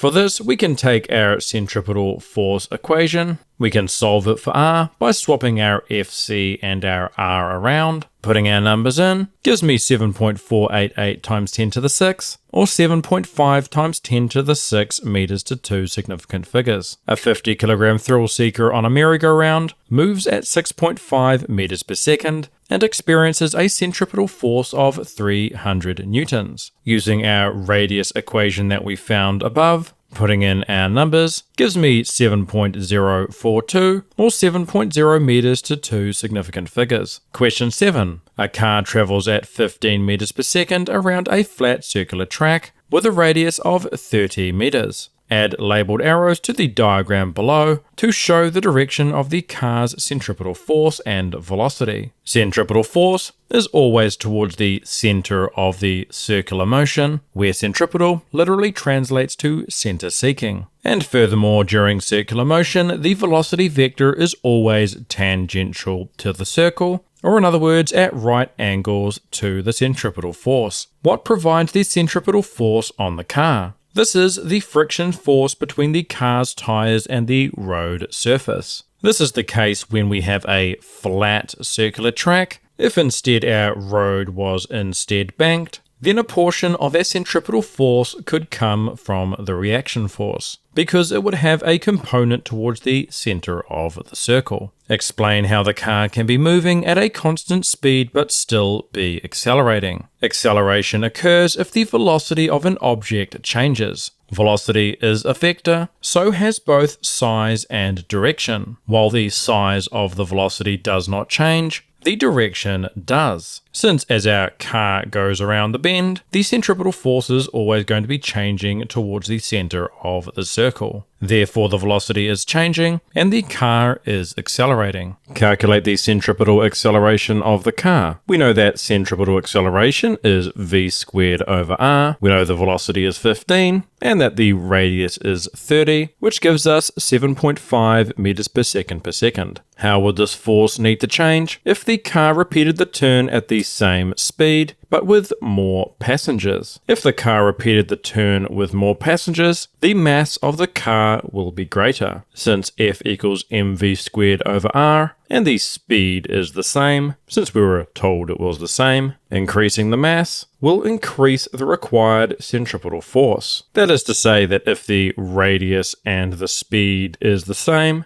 an increase in the mass must result in an increase in the force. The car hits a patch of ice and loses friction with the road. Explain how this affects the motion of the car. The centripetal force on the car is provided by its friction with the road. If the car loses friction, it loses its centripetal force and its centripetal acceleration. Its velocity will therefore stop changing direction, since the thing causing it to change direction is the centripetal acceleration, and the car will move with the tangential velocity it had at the moment it lost friction. So if our car lost friction at this point here, because it would no longer have this centripetal force changing the car's direction, it will continue with this velocity, and as far as the universe cares, it's just an object with velocity, with no memory that it ever had centripetal acceleration. Question 8. In 2024, Earth captured the small asteroid 2024 PT5 for 57 days. Its orbit around Earth can be estimated as circular, with a radius of 650,000 kilometers and a velocity of 10 kilometers per second.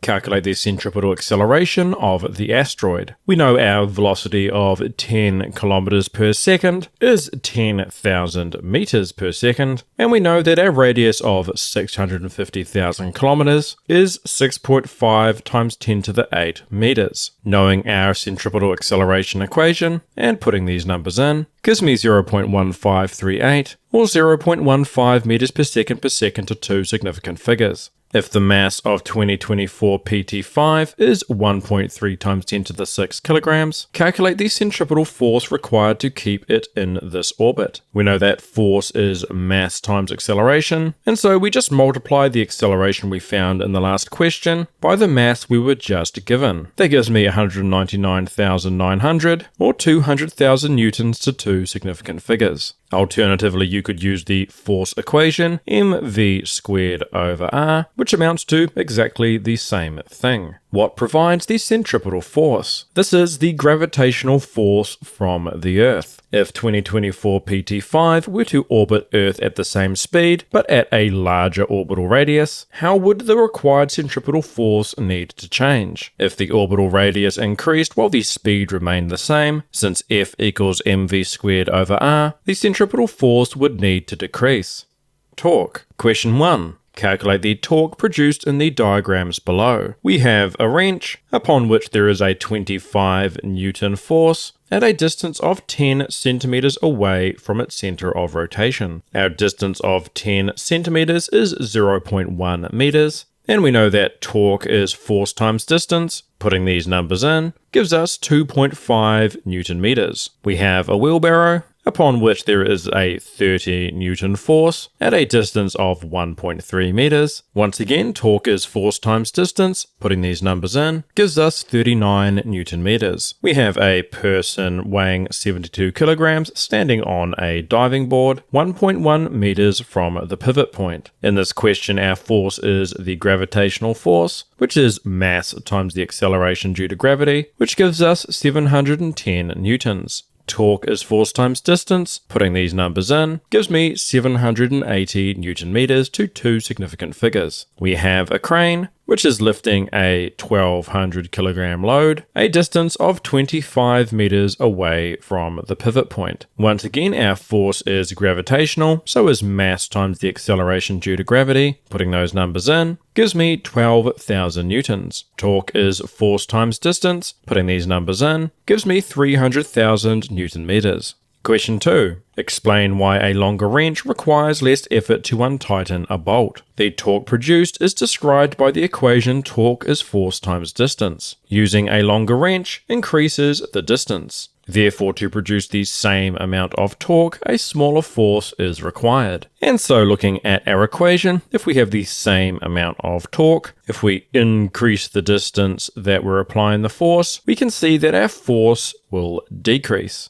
Question 3. Calculate the net torque in the situations below. Here we have a frisbee with rockets attached, one applying 4 Newton meters of torque and the other applying 5. These torques are in the same direction, and so they add together to give us 9 Newton meter. And by same direction, I mean that they are both counterclockwise. Here we have a steering wheel, one hand providing 11 Newton meters of torque, and the other applying 15. Once again, both of these torques are in the same direction, in this case clockwise, and so the torques add together to give us 26 Newton meters.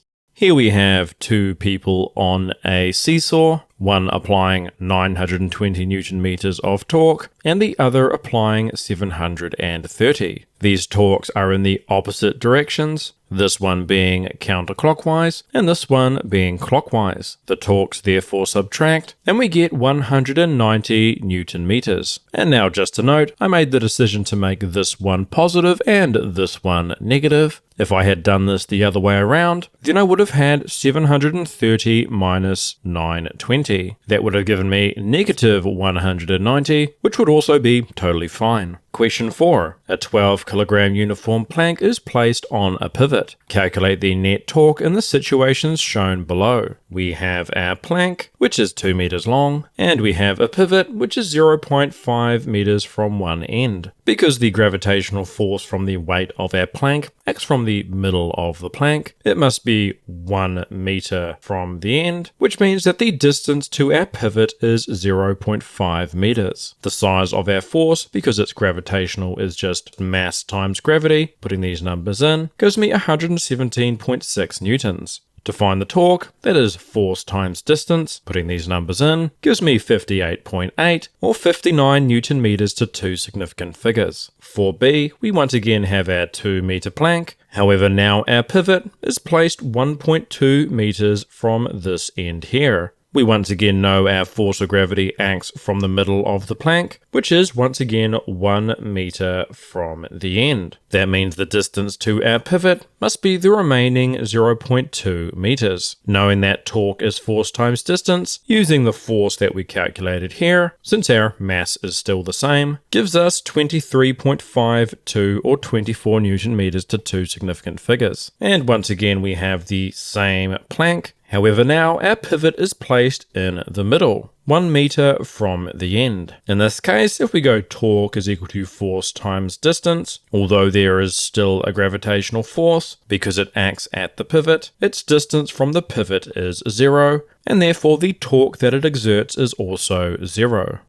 Single pivots. Question 1. Calculate the unknown value in the diagrams below. We have a plank on a pivot balanced in the middle. We have a mass exerting 10 newtons, which is 0.5 meters from the pivot, and we have a mass that is unknown on the other side, which is 1.2 meters from the pivot. Calculate the unknown force in the diagrams below. Ignore the mass of the plank. Because the plank is in equilibrium, we know that the clockwise and counterclockwise torques balance. Our clockwise torque is provided by this mass here, and our counterclockwise torque is provided by this one. We know that torque is force times distance, and so our purple mass is 1.2 meters, with the force that we're trying to find, and our 10 Newton mass is 0.75 meters. Rearranging this for force by dividing both sides by 1.2 gives me 6.25 or 6.3 newtons to 2 significant figures. For B, we have the same plank on a pivot balanced about the middle. On one side we have 15 newtons at a distance of 1 meter, and on the other side we have an unknown force 0.6 meters from the pivot. Once again, our clockwise and counterclockwise torques balance. This one here is our counterclockwise,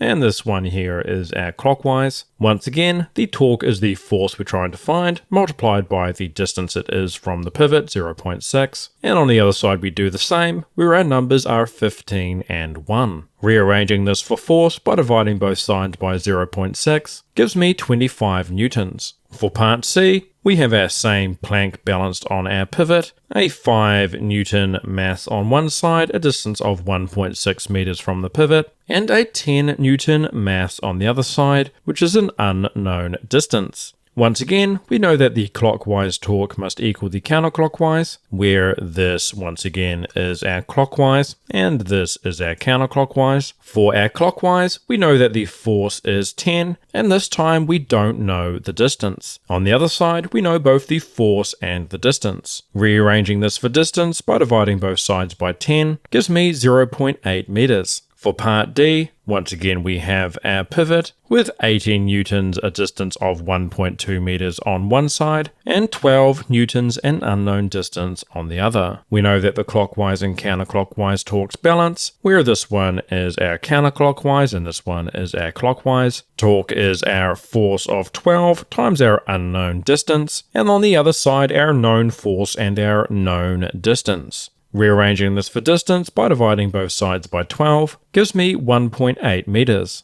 Question 2. Calculate the unknown values in the diagrams below. We have our plank balanced at the middle on a pivot, a 10 Newton mass 1.5 meters from the pivot, another 10 Newton mass on the other side, this one 0.7 meters from the pivot, and a 5 Newton mass which is an unknown distance from the pivot. Knowing that the plank is in equilibrium, we know that our clockwise torque equals our counterclockwise, where this is our counterclockwise, so we can substitute its force times its distance, and these ones are our clockwise. So we can substitute their forces times their distances, where we have our d, which is our unknown distance. Solving this for d by first subtracting 10 times 0.7 from both sides, and then dividing both sides by 5, we get 1.6 meters. For section B, we have a 5 Newton mass 0.6 meters from the pivot, a 1 Newton mass on the other side 1.2 meters from the pivot, and a third unknown mass, which is 0.6 meters from the pivot. The system is in equilibrium, so our clockwise and counterclockwise torques equal. Our counterclockwise torque is from this mass here, so we substitute its force times its distance, and our clockwise torques are from these masses here, so we substitute their forces times their distances. Solving for F, our unknown force, by first subtracting 1 times 1.2 from both sides, and then dividing both sides by 0.6, we get 3.0 newtons. For section C, we have a 12 Newton mass in unknown distance from the pivot, a 2 Newton mass on the other side, a distance of 1.5 meters from the pivot, and an 8 Newton mass, a distance of 0.9 meters from the pivot. Our clockwise and counterclockwise torques must equal because the system is in equilibrium. Our counterclockwise torque is this one here, so we substitute its force times its distance, which is the unknown we're trying to find, and our clockwise torques are from these masses here, so we substitute their forces times their distances. Solving for distance by dividing both sides by 12 gives us 0.85 meters.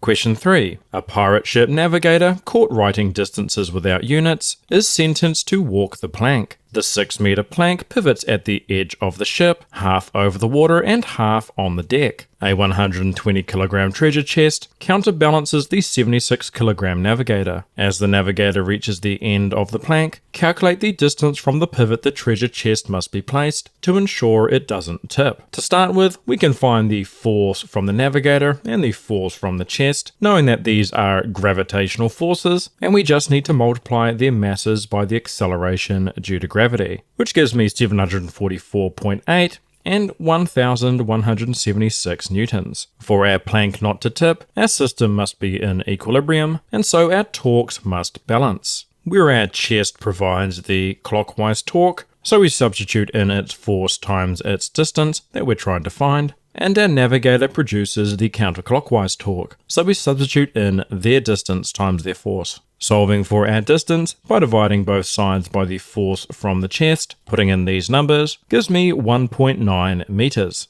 A spaceship is equipped with 2 thrusters, positioned 3.2 meters either side of the ship's center of mass, as shown below. Each thruster propels the ship with a force of 1300 newtons. Calculate the torque produced by each thruster. Torque is force times distance. We know the force and we know the distance from the center, which gives us 4,160 or 4,200 Newton meters to 2 significant figures. One thruster malfunctions, causing it to produce only 700 newtons of force. Calculate the resulting torque about the ship's center of mass. The torque now produced by our bad thruster is its force times its distance, where its force has decreased to 700, while its distance remains the same. That gives us 2,240 Newton meters. Subtracting this from the torque produced by our other thruster, which is still going to be producing our original torque, gives me 1,760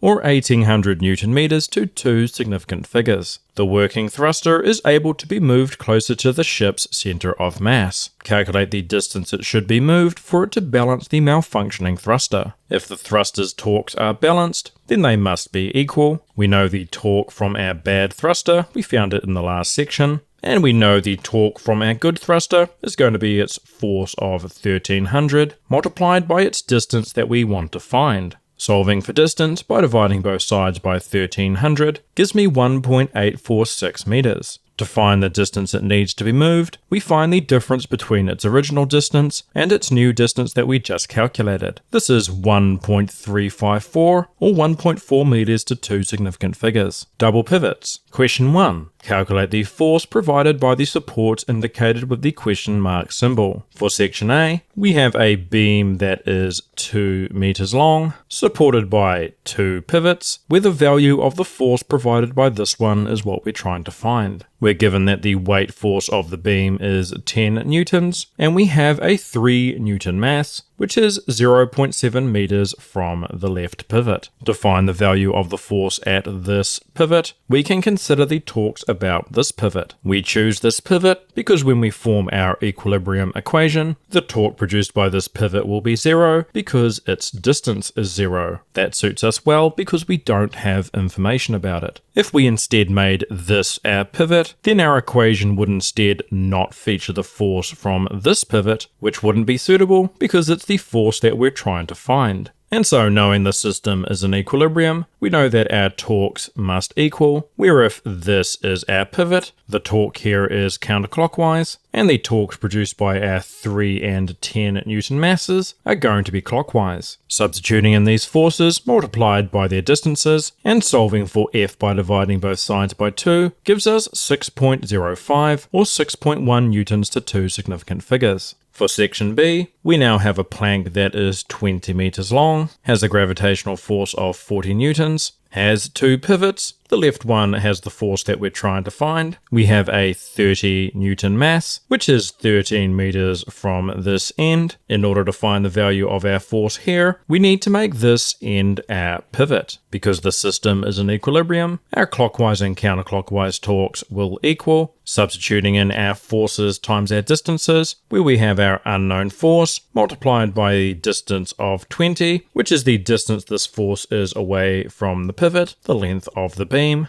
The 40 Newton weight force of the beam is a distance of half of our length of the beam away from the pivot, half of 20 is 10, and our 30 Newton mass is 13 meters from this end here, which means it must be 7 meters from the other end, which is its distance from the pivot. Solving for force by dividing both sides by 20 gives me 30.5 or 31 newtons to 2 significant figures. For section C, we have a 10 meter long beam with a gravitational force of 35 newtons in the middle, 2 pivots. The force from the left one is what we're trying to find. We have a 12 Newton mass, a distance of 2 meters from the left, and a 10 Newton mass, a distance of 4 meters from the right. To find the value of this force here, we need to make this our pivot. We know that the torques must balance about this pivot, where this is our only clockwise torque, so we substitute its force times its distance, and these are our counterclockwise torques. Our 12 Newton mass because it's a distance of 2 meters from this side, must be a distance of 8 from our pivot. The gravitational force from our beam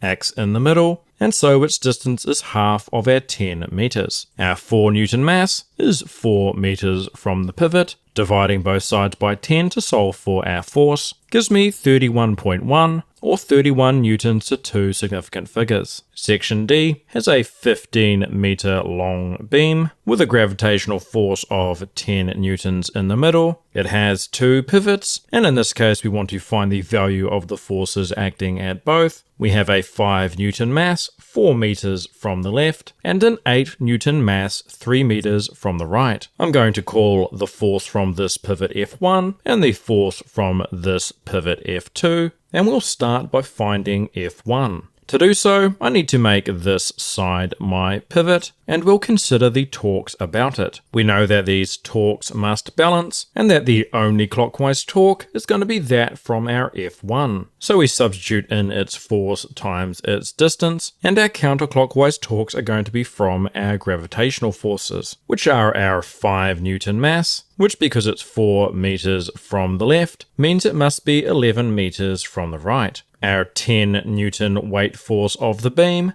is going to be half of our 15 meters from the pivot, which is 7.5, and our 8 Newton mass is 3 meters from the pivot. Solving for our force by dividing both sides by 15 gives me 10.27, or 10 newtons to two significant figures. And now to find F2, we could repeat this same process, but with the other side being our pivot. A quicker way, however, is to make use of our second equilibrium condition, which is that our forces must be balanced. Specifically, our up forces must equal our down forces. Our upwards forces are from our pivots F1 and F2, and our downwards forces are our gravitational forces. Solving for F2 by subtracting F1 from both sides, substituting in the value of F1, gives us 12.73, or 13 newtons to two significant figures. Question 2. A 50 meter long bridge is shown below. The bridge has a mass of 1.5 times 10 to the 6 kilograms, and the two supports are 5 meters from each end. State the conditions for equilibrium. These are that the net force is 0, and that the net torque is 0. Alternatively, you could say that the net force and net torque are balanced. Determine the total downwards force on the bridge. The only downwards force is that from the mass of our bridge, which, because it's gravitational, we can find using mass times gravity. Putting in these numbers gives me 1.47 times 10 to the 7, or 1.5 times 10 to the 7 newtons to two significant figures. State the total upwards force on the bridge, and explain how you determined this.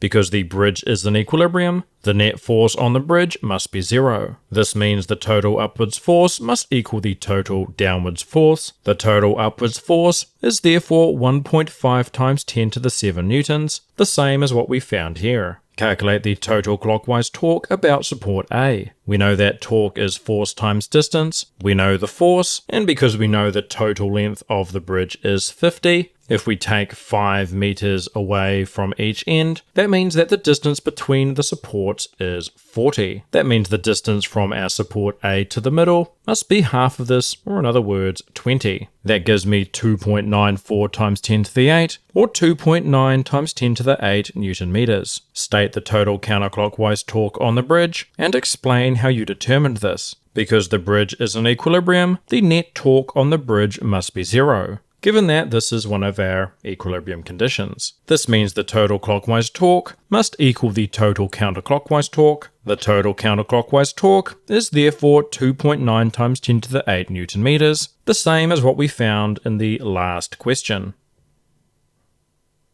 Question 3. An 80 kilogram patient on a 2.2 meter long stretcher is held stationary by a paramedic at each end. The stretcher has a mass of 11 kilograms. A paramedic at one end exerts a force of 580 newtons upwards. Calculate the force the other paramedic must exert. We're told that the stretcher is stationary, which means that it must be in equilibrium. That means we can make the statement that the up forces equal the down forces, where our upwards forces are the force from the paramedic that we're trying to find, plus the 580 Newton force from the other paramedic. Our downwards forces are the weight forces of our patient and our stretcher. Solving this for our force, by subtracting 580 from both sides gives us 311.8 or 310 newtons to two significant figures. Calculate the distance of the patient's center of mass from the middle of the stretcher. Drawing our situation with all of our forces, where because we are told that the stretcher is 2.2 meters long, we know that our gravitational force from our stretcher must act 1.1 meters from the end. To find the distance to the patient's center of mass, we can choose this end as our pivot, and knowing that the stretcher is in equilibrium, recognize that that means that our clockwise and counterclockwise torques must equal. With this end as our pivot, our clockwise torques are from our two gravitational forces, so we can substitute their forces, which are their masses times gravity, and multiply that by their distances. Our only counterclockwise torque is from the paramedic at the end. They provide a force of 580 at the other end of the stretcher, which is 2.2 meters. We can solve this for D by subtracting 11 times 9.8 times 1.1 from both sides, and then dividing both sides by 80 times 9.8. That gives us 1.476, or 1.5 meters to two significant figures. Question 4. Christopher the tightrope walker balances by holding a 4 meter long pole. He positions his hands 0.3 meters either side of the middle of the pole. The mass of the pole is 12 kilograms. A 1.3 kilogram seagull lands 0.2 meters from the left end of the pole. Draw a diagram of the situation below with all the forces labelled. And so we have our pole, the upwards forces from our left and right hand, and the weight force of our pole acting from the middle. Calculate the force Christopher must provide with each hand to keep the pole balanced. We can start by finding our gravitational forces, which are just the masses times the acceleration due to gravity, which gives us 12.74 and 117.6 newtons. Next, I'm going to make F left our pivot in order to find F right. To help us work out the distances, I'm going to annotate on the diagram above. So we know that the length of this pole is 4 meters, and we know that each hand is 0.3 from the end. 0.3 plus 0.3 is 0.6. Subtracting that off our 4 meters gives us a separation between our hands of 3.4. And now we're making our F left our pivot. The middle of 3.4 is 1.7, and so we know that that is the distance to the middle of our pole, where the gravitational force of the pole acts. And we're told that our gull lands 1.2 meters from the end. 1.2 minus 0.3 gives us that it's 0.9 meters from F left. And so we know that for the pole to be balanced, it must be in equilibrium, which means that our counterclockwise and clockwise torques must equal. Our only counterclockwise torque is from F right, which is a distance of 3.4 away from our F left, our pivot. Our clockwise torques are from the weight of our gull, which is 0.9 from our pivot, and the weight force from our pole, which is 1.7 from our pivot. Solving this by dividing both sides by 3.4, putting our numbers in, gives me 62.17, or 62 newtons to two significant figures. And now to find the force from our left pole, we can make use of our other equilibrium condition, that the forces must balance. Specifically, that the up forces equal the down forces. Our up forces are the forces from each hand, and our down forces are the two gravitational forces. Solving this for F left by subtracting F right from both sides, putting our numbers in, gives me 68.17, or 68 newtons to two significant figures.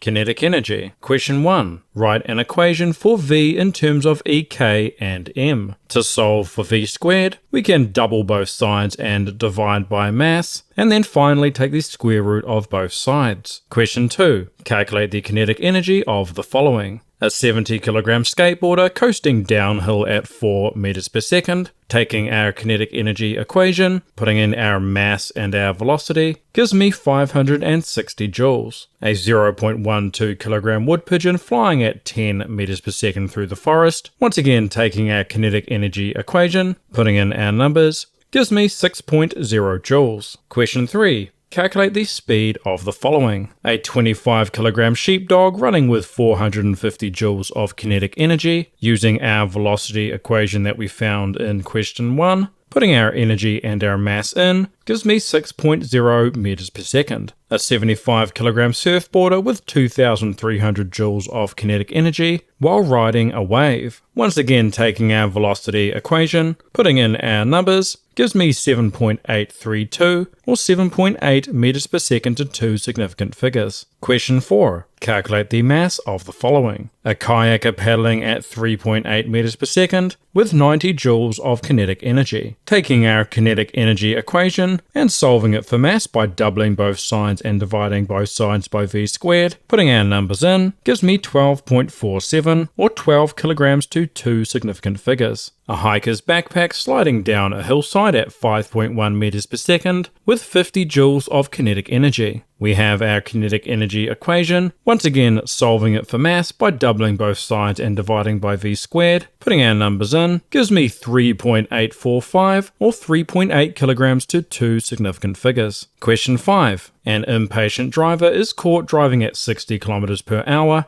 in a 30 kilometers per hour school zone. Calculate the kinetic energy of a 1300 kilogram car traveling at 30 kilometers per hour. To take our 30 kilometers per hour and convert it into meters per second, we just divide by 3.6. which gives me 8.333 meters per second. And now taking our kinetic energy equation, putting our numbers in, gives me 45,120 or 45,000 joules to two significant figures. Calculate the kinetic energy of a 1300 kilogram car traveling at 60 kilometers per hour. Once again, we can convert our kilometers per hour to meters per second by dividing by 3.6, which gives me 16.67 meters per second. Once again, using our kinetic energy equation and putting our numbers in, gives me 180,600 or 180,000 joules to two significant figures. Discuss how increasing the speed of the car affects its kinetic energy. Because EK is equal to half mv squared, kinetic energy is proportional to speed squared. Therefore, in the example above, a doubling of the car's speed results in a quadrupling of the car's kinetic energy. Putting this more mathematically, if we have our EK equals half mv squared, and we were to replace our v with 2v, expanding these brackets out would give us half m2 squared v squared. 2 squared is 4, which we can bring out the front, and we see that we get 4 times half mv squared, which is 4 times our original kinetic energy. Question 6. Asteroid 1950DA has a mass of 2.7 times 10 to the 12 kilograms and is estimated to have a 1 in 34,000 chance of impacting Earth in 2880. Its estimated speed at impact is 18,000 meters per second, which is 64,000 kilometers per hour. Calculate the time it would take the asteroid to travel 1,000 kilometers through our atmosphere at this speed. Ignore any effects of air resistance. To use our speed and distance to find our time, we can use our usual velocity equation, solving this for time, by swapping the v and t around. Putting in our numbers, where 1,000 kilometers is a million meters, gives me 55.56 or 56 seconds to two significant figures. Calculate the kinetic energy the asteroid would have at the moment of impact. Using our kinetic energy equation, knowing our mass and our velocity, gives us 4.374 times 10 to the 20, or 4.4 times 10 to the 20 joules to two significant figures. Discuss the energy transformations that would occur as the asteroid collides with Earth. The asteroid initially has kinetic energy. As it nears Earth, it would lose gravitational potential energy and gain more kinetic energy. As it strikes Earth, all its kinetic energy would convert into heat, sound, and the kinetic energy of ejected debris. Question 7. A bored physics teacher sits atop the 330 meter high sky tower, stacking 0.02 kilogram ballpoint pens. He accidentally drops one over the edge. If the pen reaches a terminal velocity of 15 meters per second, calculate its kinetic energy at this speed. Using our kinetic energy equation, putting in our mass and our velocity, gives me 2.25 or 2.3 joules to two significant figures. If we instead assume there is no air resistance, use kinematic equations to calculate the velocity of the pen just before it hits the ground. Because the pen is dropped, we know the initial velocity is 0, we know it accelerates due to gravity at negative 9.8 meters per second, it travels a distance of 330 meters downwards, and we're trying to find the final velocity. For this, we need to use a kinematic equation, where the thing we're not given and we don't care to find is our time, so we choose the one equation without it. Knowing that Vi is 0, this simplifies to Vf squared equals 2AD, square rooting both sides, and putting our numbers in, gives me 80.42, or 80 meters per second to two significant figures. Using this velocity, calculate the kinetic energy of the pen just before it hits the ground. We have our kinetic energy, putting in our mass and our new velocity, gives us 64.67 or 65 joules to two significant figures. If the teacher instead drops a pen with twice the mass, discuss the effects this would have on the final velocity, ignoring air resistance. The gravitational acceleration of an object is not affected by its mass. Doubling the pen's mass will therefore not affect its acceleration, and will therefore not have an effect on the pen's final velocity. Gravitational potential energy. Question 1. Calculate the gravitational potential energy of the following. An 80 kilogram paraglider is hovering at a height of 200 meters above a valley. Using our gravitational potential energy equation and putting in our numbers gives me 156,800 or 160,000 joules to two significant figures. A 12 kilogram satellite dish is mounted on a roof at a height of 15 meters. Once again, using our gravitational potential energy equation, putting our numbers in gives me 1764 or 1800 joules to two significant figures. Question 2. Determine the height of the following. A 0.7 kilogram keridu has 2.7 joules of gravitational potential energy when perched in a tree. Starting with our gravitational potential energy equation, solving this for height by dividing both sides by mg, putting our numbers in, gives me 0.4227 or 0.42 meters to two significant figures. A 5.2 kilogram toolbox has 60 joules of gravitational potential energy when lifted onto a bench. Once again, starting with our gravitational potential energy equation, solving for height by dividing both sides by mg, and putting our numbers in, gives me 1.177 or 1.2 meters to two significant figures. Question 3. Calculate the mass of the following. A scaffolding plank at a height of 4.6 meters has 190 joules of gravitational potential energy. Starting with our gravitational potential energy equation, solving this for mass by dividing both sides by gravity and the change in height, putting in our numbers, gives me 4.215 or 4.2 kilograms to two significant figures. Holly stands on a 50 meter dive platform with 19,000 joules of gravitational potential energy. Using our gravitational potential energy equation, once again solve for mass by dividing both sides by g delta h, putting in our numbers, gives me 38.78 or 39 kilograms to two significant figures. Question 4. During a flood response, a 20 kilogram sandbag is lifted 1.2 meters atop a barricade. Calculate the change in gravitational potential energy of the sandbag. Using our gravitational potential energy equation, putting in our mass, gravity, and the change in height gives us 235.2 or 240 joules to two significant figures. How much energy would be gained if a 10 kilogram sandbag were raised to the same height? Because the mass and gravitational potential energy are proportional, halving the mass from 20 kilograms to 10 will also halve the gravitational potential energy from 240 to 120 joules. That is to say, if we have our potential energy equation, our height and our gravitational acceleration stay the same, such that if we halve our mass, we will also halve our gravitational potential energy. The floodwaters soon rise higher than expected, and the 20 kilogram sandbag needs to be moved to a new 1.8 meter high barrier. Calculate the increase in gravitational potential energy required. Our change in height is the difference between our two heights, which is 0.6 meters. Putting this into our gravitational potential energy equation, along with our mass and our gravitational acceleration,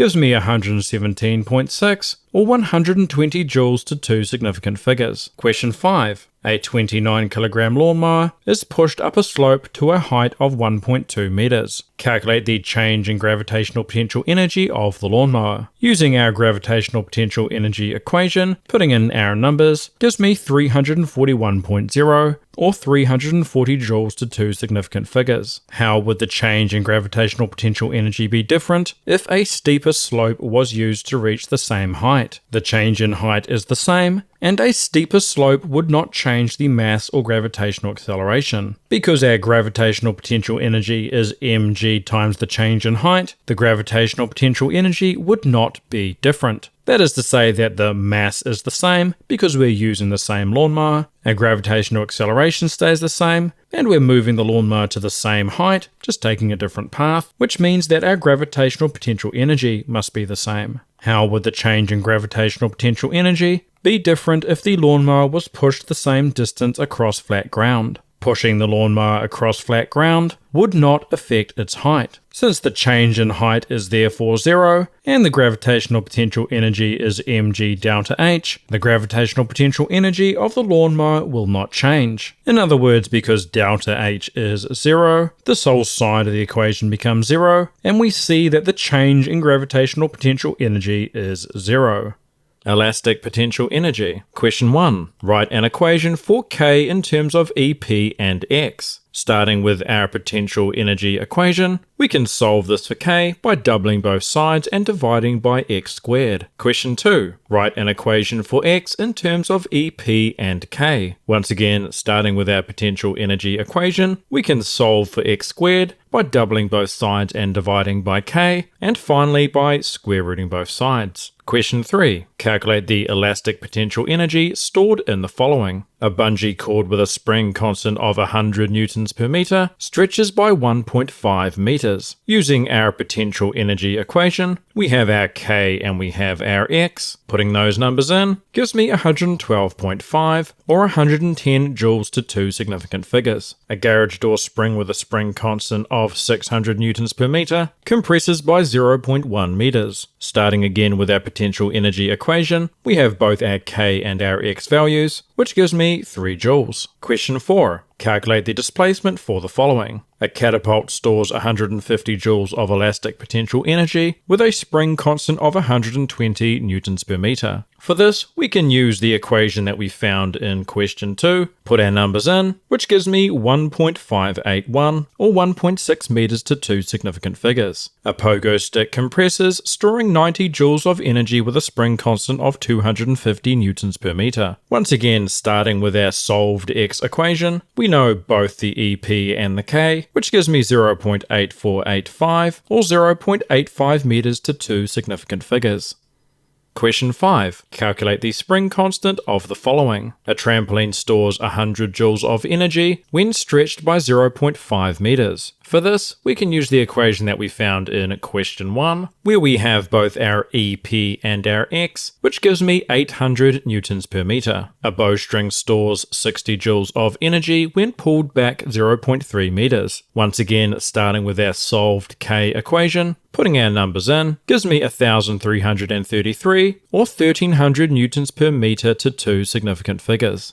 Question 6. A 10 kilogram baby is placed in a baby bouncer consisting of two identical springs. Each spring has a spring constant of 110 newtons per meter and stretches 40 centimeters. Calculate the force exerted by each spring. For this, we can use Hooke's law, where we have our spring constant, and although we have our extension, we need to convert this into 0.4 meters. Putting these numbers in gives me negative 44 newtons. Each spring makes an angle of 20 degrees to the vertical. Calculate the vertical force provided by each spring. We have our 44 Newton force at an angle of 20 degrees to the vertical, where our vertical component is what we're trying to find. Recognizing that 44 is our hypotenuse, and the vertical component that we're trying to find is our adjacent, we can use the ka relationship in SOHCAHTOA. which is that cosine of the angle, is our adjacent, our force that we're trying to find, divided by our hypotenuse of 44. Rearranging this for our force by multiplying both sides by 44 gives me 41.35 or 41 newtons to two significant figures. Calculate the total support force on the baby from the floor. We know that our baby has a gravitational force, and part of that is going to be balanced by the forces from our two springs.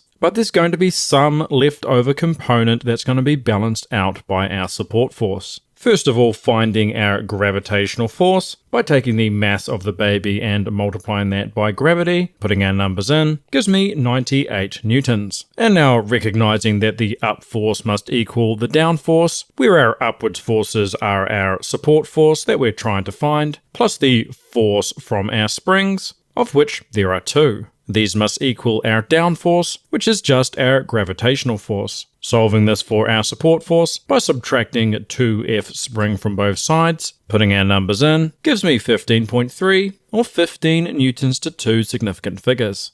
Question 7. A footballer kicks a 0.45 kilogram ball into a goal. The ball strikes the net at 15 meters per second, causing the net to stretch by 0.25 meters. Calculate the kinetic energy of the ball as it strikes the net. We can start with our kinetic energy equation, where we know the mass and we know the velocity. That gives us 50.63 or 51 joules to two significant figures. Assuming all the ball's kinetic energy is converted into elastic potential energy, calculate the spring constant of the net. If all the kinetic energy is converted into elastic potential energy, then we know that these two equal, where we know that EP is half kx squared, and we can leave EK as EK because we found its value in the last question. Solving this for our spring constant, putting our numbers in, gives me 1620 or 1600 newtons per meter to two significant figures. Question 8. A 70 kilogram bungee jumper jumps off a bridge. The bungee cord has an unstretched length of 15 meters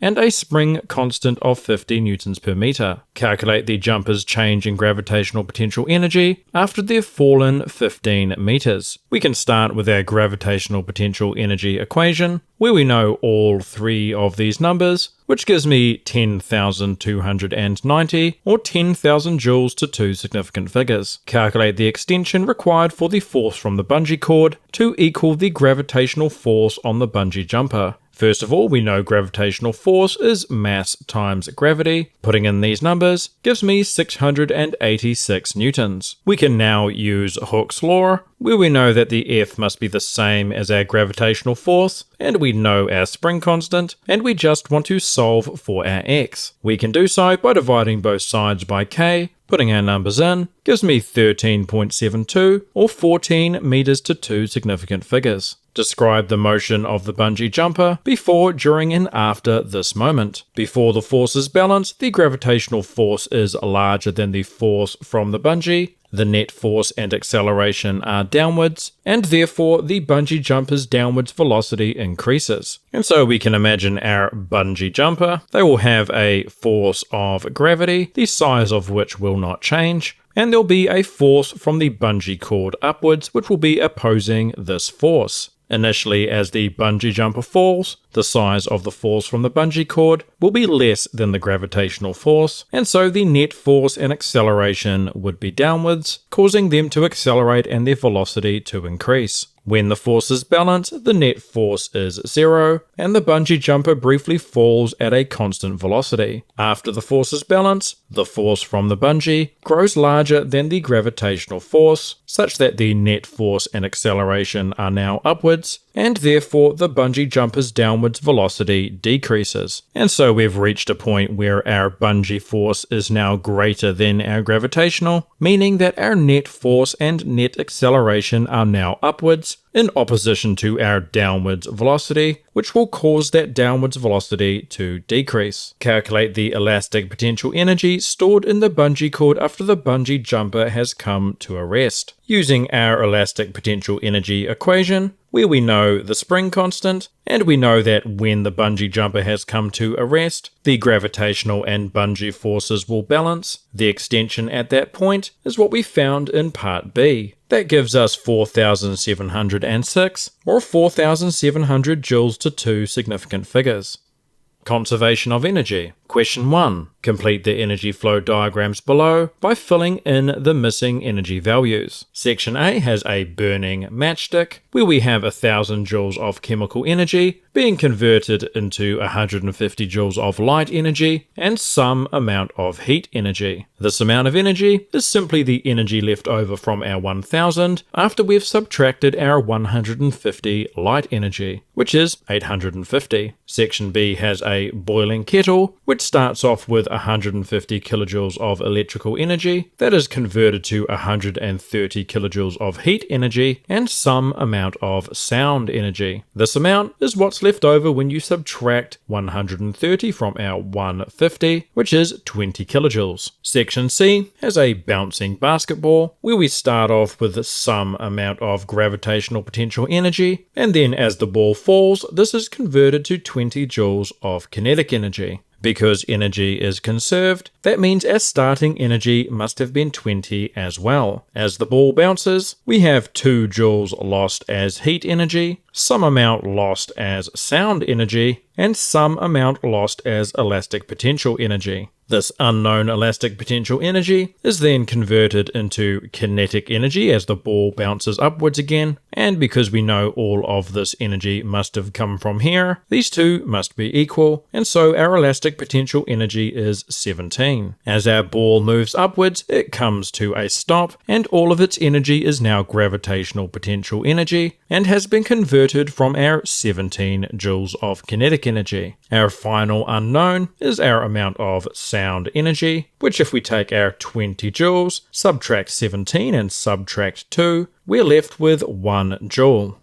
Question 2. A 2.1 kilogram ball is dropped from a height of 10 meters. Calculate the kinetic energy of the ball just before it hits the ground, ignoring air resistance. We know that the kinetic energy our ball gains must equal the gravitational potential energy it lost. Gravitational potential energy is mgh, where we know all three, which gives us 205.8 or 210 joules to two significant figures. If the ball bounces to a height of 7 meters, calculate the energy lost. To find the energy after our bounce, knowing that it went to 7 meters, we can just find the corresponding gravitational potential energy. For this, we once again use E equals mgh, put in our numbers with our new height of 7 meters, which gives me 144.1 joules. And now to find the energy lost, we need to find the difference in the energy between the energy that it had at 10 meters and the energy that it ended up with at 7 meters. The difference between these two energies is 61.7 or 62 joules to two significant figures. Question 3. A football is kicked upwards at 25 meters per second. Calculate the height the ball will reach, ignoring air resistance. We know that our ball will have an initial kinetic energy, and that all of this energy is going to go into our gravitational potential energy. Knowing that kinetic energy is half mv squared and gravitational potential energy is mgh, we can divide both sides by our mass, which gets rid of it entirely, and now solve for our height by dividing both sides by g. Putting our numbers in gives me 31.89 or 32 meters to two significant figures. Calculate the velocity of the ball at half its maximum height. Half the height is just half of our height that we found in the last question, which is 15.95 meters. If we imagine the ball at its maximum height, if it fell a particular distance, our 15.95 meters, it's going to lose some amount of gravitational potential energy. This gravitational potential energy is going to be converted into our kinetic energy, which, using this equation, and once again substituting in the equations for each, we can divide out the mass and then solve for the velocity. To do so, we first double both sides and then square root both sides. Putting our numbers in gives me 17.68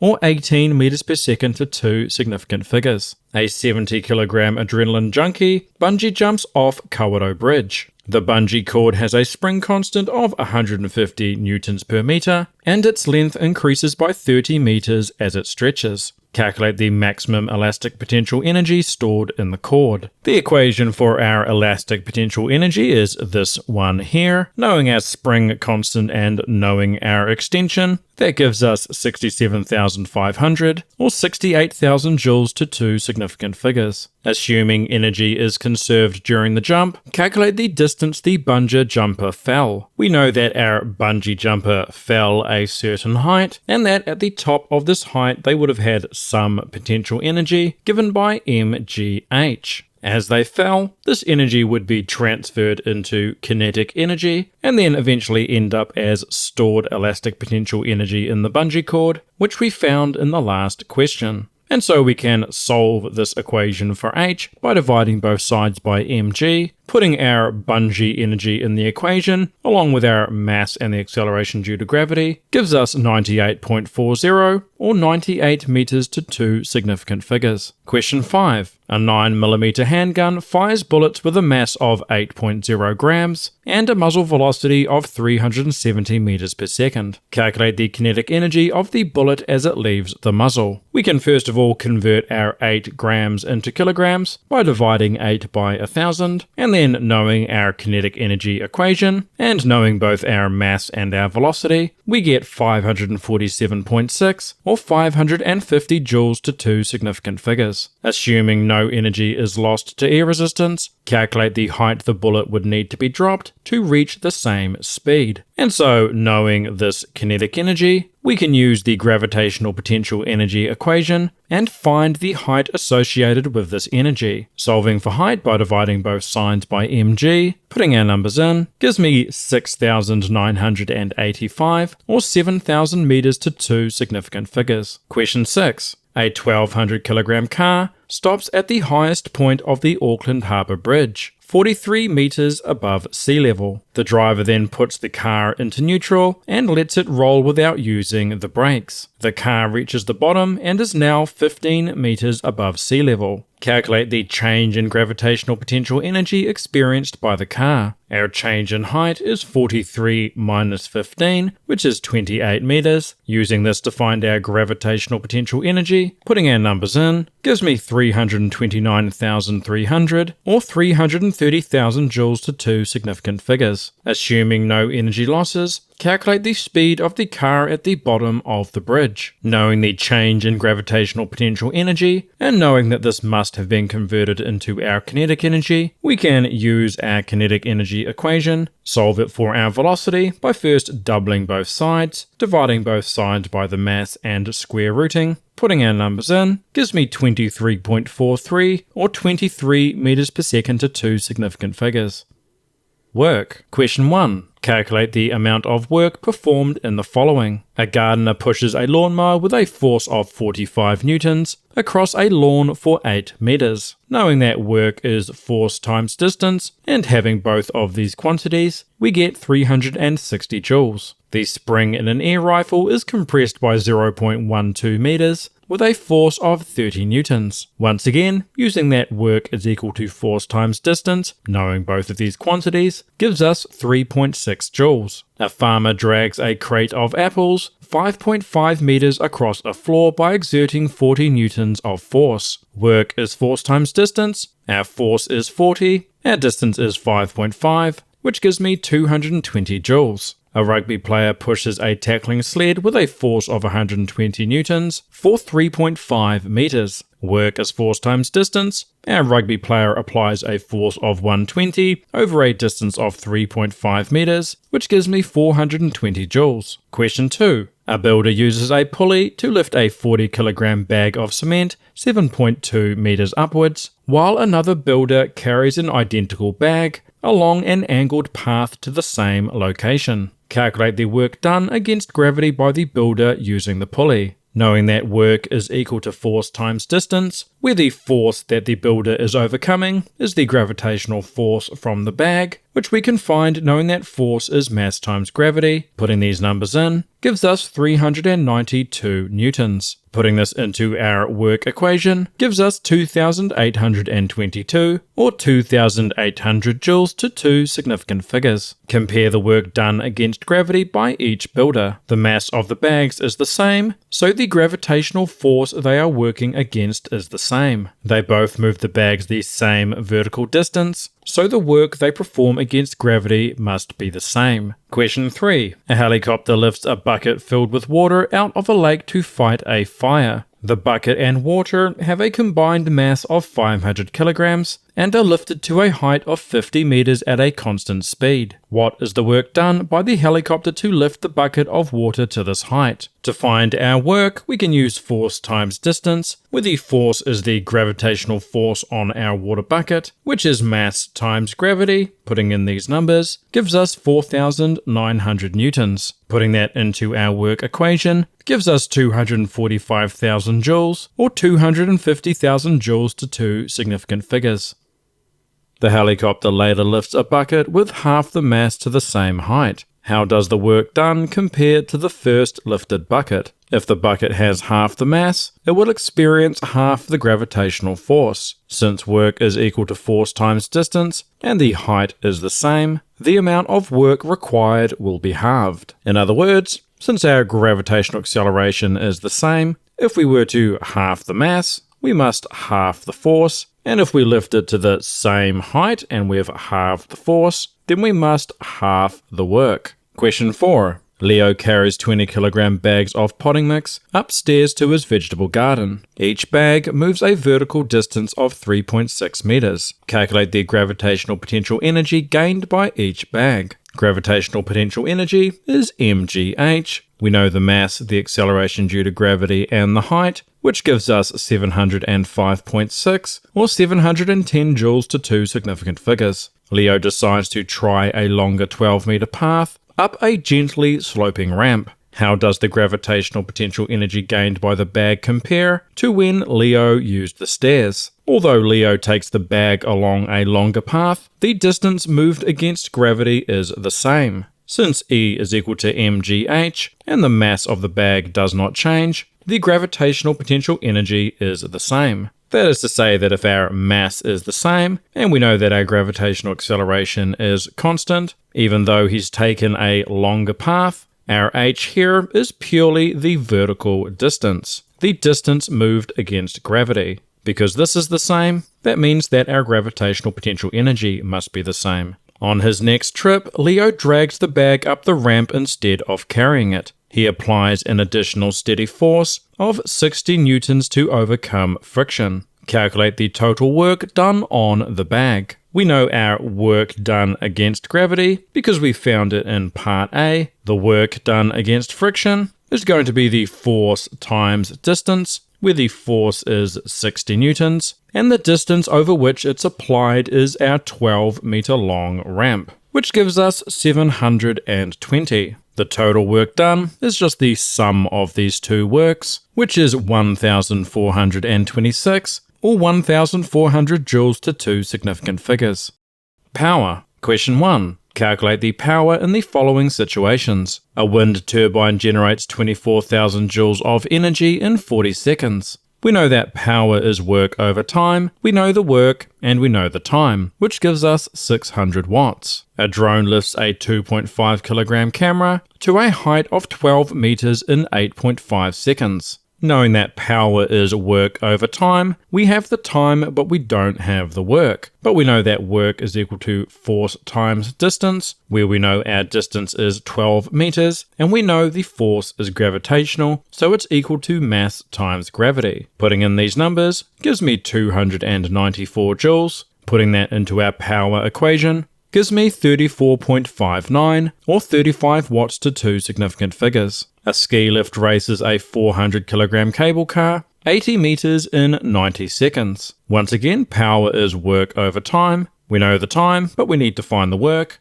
which we can do again using work is equal to force times distance, knowing the distance, knowing the force is gravitational, so it's equal to mg, putting in these numbers, gives me 313,600 joules, putting that into our power equation, gives me 3,484, or 3,500 watts to two significant figures. Question 2. A 750 kilogram F1 car accelerates from rest at 15 meters per second. It travels 230 meters in 5.5 seconds. Calculate the force required to accelerate the car. We know that force is mass times acceleration. We know the mass and the acceleration, which gives us 11,250 or 11,000 newtons to two significant figures. Calculate the work done by the car to provide this acceleration. Work is force times distance. We just found the force and we were given the distance, which gives us 2.588 times 10 to the 6 or 2.6 times 10 to the 6 joules to two significant figures. Calculate the average power required to provide this acceleration. We know that power is work over time. We know the work, and we were given the time, which gives me 470,500 or 470,000 watts to two significant figures.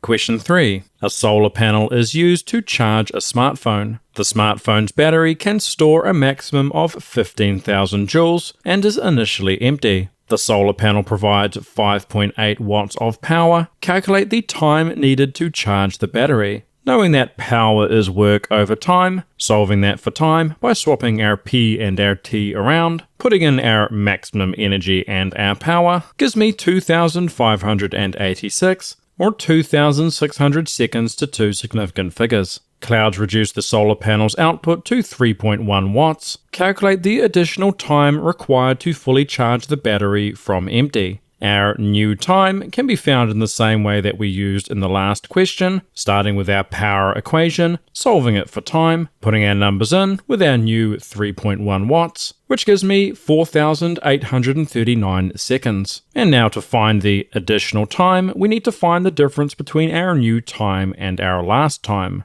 Putting those numbers in gives me 2,253 or 2,300 seconds to two significant figures. Question 4. A 600,000 kilogram Falcon 9 rocket and a 3,500 kilogram Sprint missile ascend at a constant speed to reach an altitude of 10,000 meters. The Falcon 9 takes 90 seconds and the missile takes 5 seconds. Calculate the gravitational potential energy the Falcon 9 rocket gains to reach this altitude. Gravitational potential energy is mgh. We know the mass, we know the acceleration due to gravity, and we know the height, which gives me 5.88 times 10 to the 10, or 5.9 times 10 to the 10 joules to two significant figures. Calculate the gravitational potential energy the Sprint missile gains to reach this altitude. Repeating the process, but with the mass of the Sprint missile, gives me 3.43 times 10 to the 8, or 3.4 times 10 to the 8 joules to two significant figures. Use calculations to determine which required the most power during its ascent. To find the Falcon 9 power, we recognize that the work is the gravitational potential energy that it gained, which it did in 90 seconds. Power is work over time. Putting these numbers in gives me 6.533 times 10 to the 8, or 6.5 times 10 to the 8 watts to two significant figures. Doing the same with our Sprint missile, we know our work and we know the time. Using our power equation, putting these numbers in, gives me 6.86 times 10 to the 7, or 6.9 times 10 to the 7 watts to two significant figures. And since we can see that this number is bigger than this number, the Falcon 9 rocket uses the most power.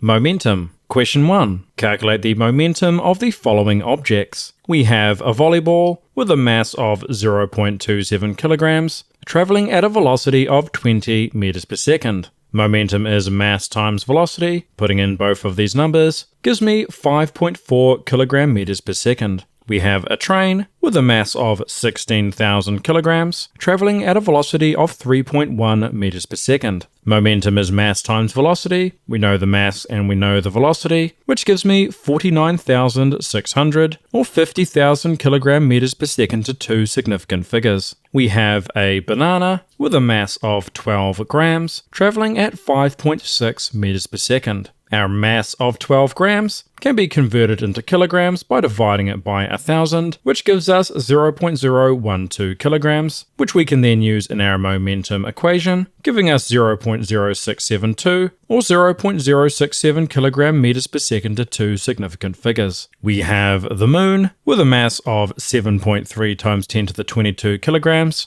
traveling at a velocity of 1 kilometer per second. 1 kilometer per second is 1,000 meters per second. Since a kilometer is 1,000 meters, putting this into our momentum equation gives us 7.3 times 10 to the 25 kilogram meters per second. Question 2. A 7.2 kilogram bowling ball and a 56 gram tennis ball each move with a momentum of 110 kilogram meters per second. Calculate their velocities. In both cases, we can use our momentum equation, solving it for velocity by dividing both sides by our mass, substituting in our momentum and our individual masses, where 56 grams is 0.056 kilograms. That gives us 15.28 and 1,964, or 15 and 2,000 meters per second to two significant figures.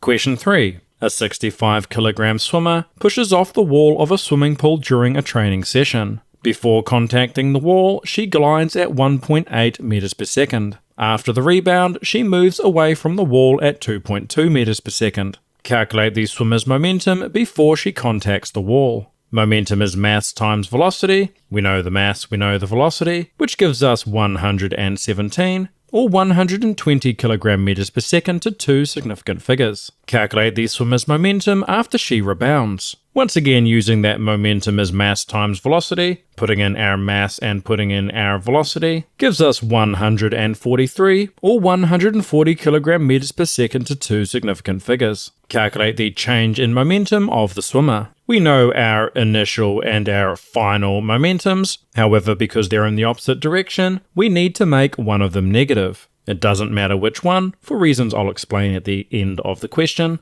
For this, I've chosen the final velocity. And now to find our change in momentum, that is final minus initial, putting in these numbers, gives me negative 260 kilogram meters per second. And now if I had instead made the final momentum positive and the initial momentum negative, we would have positive 143, and instead of negative 117, we would have positive 117. Our answer, instead of negative 260, would instead be positive 260. Both of these answers are perfectly correct. It just depends on which direction you've chosen to make positive. All this answer tells you is that our change in momentum is in the same direction as our final momentum. Question 4. The Japanese experimental spacecraft Icarus uses a solar sail to use the pressure of sunlight for propulsion in space. It has a mass of 315 kilograms. If the force on the solar sail is 0.0009 newtons, calculate the acceleration of the spacecraft. Knowing that force is equal to mass times acceleration, solving this for acceleration by dividing both sides by mass, putting in our force and our mass, gives me 2.857 times 10 to the minus 6, or 2.9 times 10 to the minus 6 meters per second to two significant figures. Calculate the change in velocity of the spacecraft after 24 hours. Knowing our acceleration,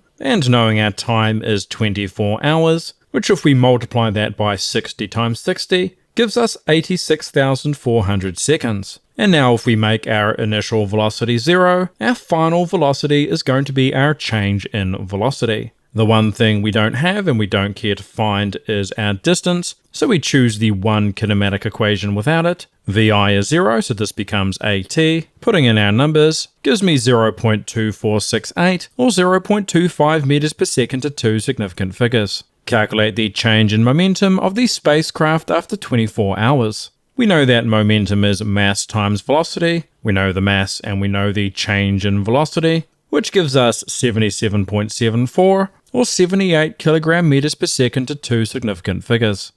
Impulse. Question 1. Calculate the impulse experienced in the following situations, where by impulse we mean the quantity delta P. 15 newtons of force is used to stop a shopping trolley in 4.3 seconds. knowing our impulse equation, knowing our force and our duration, gives us 64.5 or 65 kilogram meters per second to two significant figures. An eel swims into a net and comes to a rest in 2.4 seconds with a force of 13 newtons. Once again, using our impulse equation, our force is 13, our time is 2.4, giving me 31.2 or 31 kilogram meters per second to two significant figures. Question 2. Calculate the average force experienced in the following situations. A skateboarder increases their momentum by 210 kilogram meters per second in 0.40 seconds. To find our average force, we can start with our impulse equation, solve it for force by dividing both sides by our time, putting in our momentum and our time, gives me 525 or 530 newtons to two significant figures. A 1.5 kilogram possum falls from a tree and lands in tall grass at 15 meters per second, stopping in 0.60 seconds. To find the change in momentum, this is the mass of the possum multiplied by the velocity it had when it hit the grass. Putting in these numbers gives me 22.5 kilogram meters per second. And now we can use our impulse equation, solve for force by dividing both sides by time, putting in our change in momentum and our time, gives me 37.5 or 38 newtons to two significant figures. Question 3. Calculate the duration of the following collisions. A 140 gram baseball, hit with 320 newtons of force, changes velocity from 20 meters per second to negative 30 meters per second. We know that our mass of 140 grams, if we divide it by 1,000, gives us 0.14 kilograms. We can find our initial and final momentums, knowing that momentum is mass times velocity, knowing the mass, and knowing our initial and final velocities, gives us 2.8 and negative 4.2 kilogram meters per second. And now to find our change in momentum, that is final minus initial, putting in these numbers, gives us negative 7.0 kilogram meters per second. Finally, we can use our impulse equation, solving it for time by dividing both sides by force, putting in our change in momentum and our force, and note that I've made our force negative 320, because we know that the force is in the direction of the final velocity, and our final velocity is also negative. That gives me 0.02188 or 0.022 seconds to two significant figures. A 10 kilogram robot vacuum, moving at 0.15 meters per second, hits a wall and stops with a force of 6.8 newtons.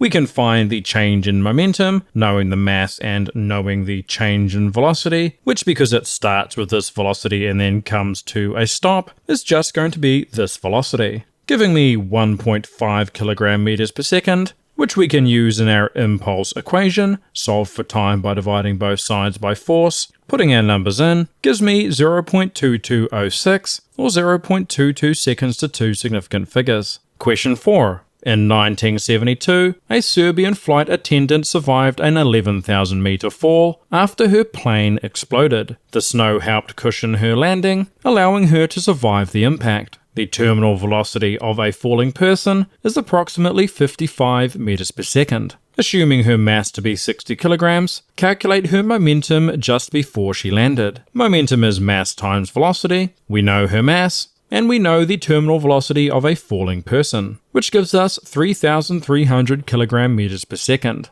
If the snow slowed her to a stop over 1.5 seconds, calculate the average force she would have experienced. Using our impulse equation, solving this for force by dividing both sides by delta t, putting in our numbers, gives me 2,200 newtons. Had she landed on solid ground, stopping in 0.1 seconds, calculate the average force she would have experienced. Once again, using our impulse equation, solve for force, using our same change in momentum, but this time our time of 0.1 seconds, gives me 33,000 newtons. Question 5. A group of thieves ram raid a local dairy. The 1,200 kilogram car hits the dairy at a speed of 8.1 meters per second and comes to a stop in 0.15 seconds. Calculate the impulse exerted on the car during the collision. Knowing that the change in momentum is mass times velocity, we know the mass and we know the change in velocity, which gives us 9,720 or 9,700 kilogram meters per second to two significant figures. Calculate the average force experienced by the car during the collision. Knowing our impulse equation, we can solve this for force by dividing both sides by delta t.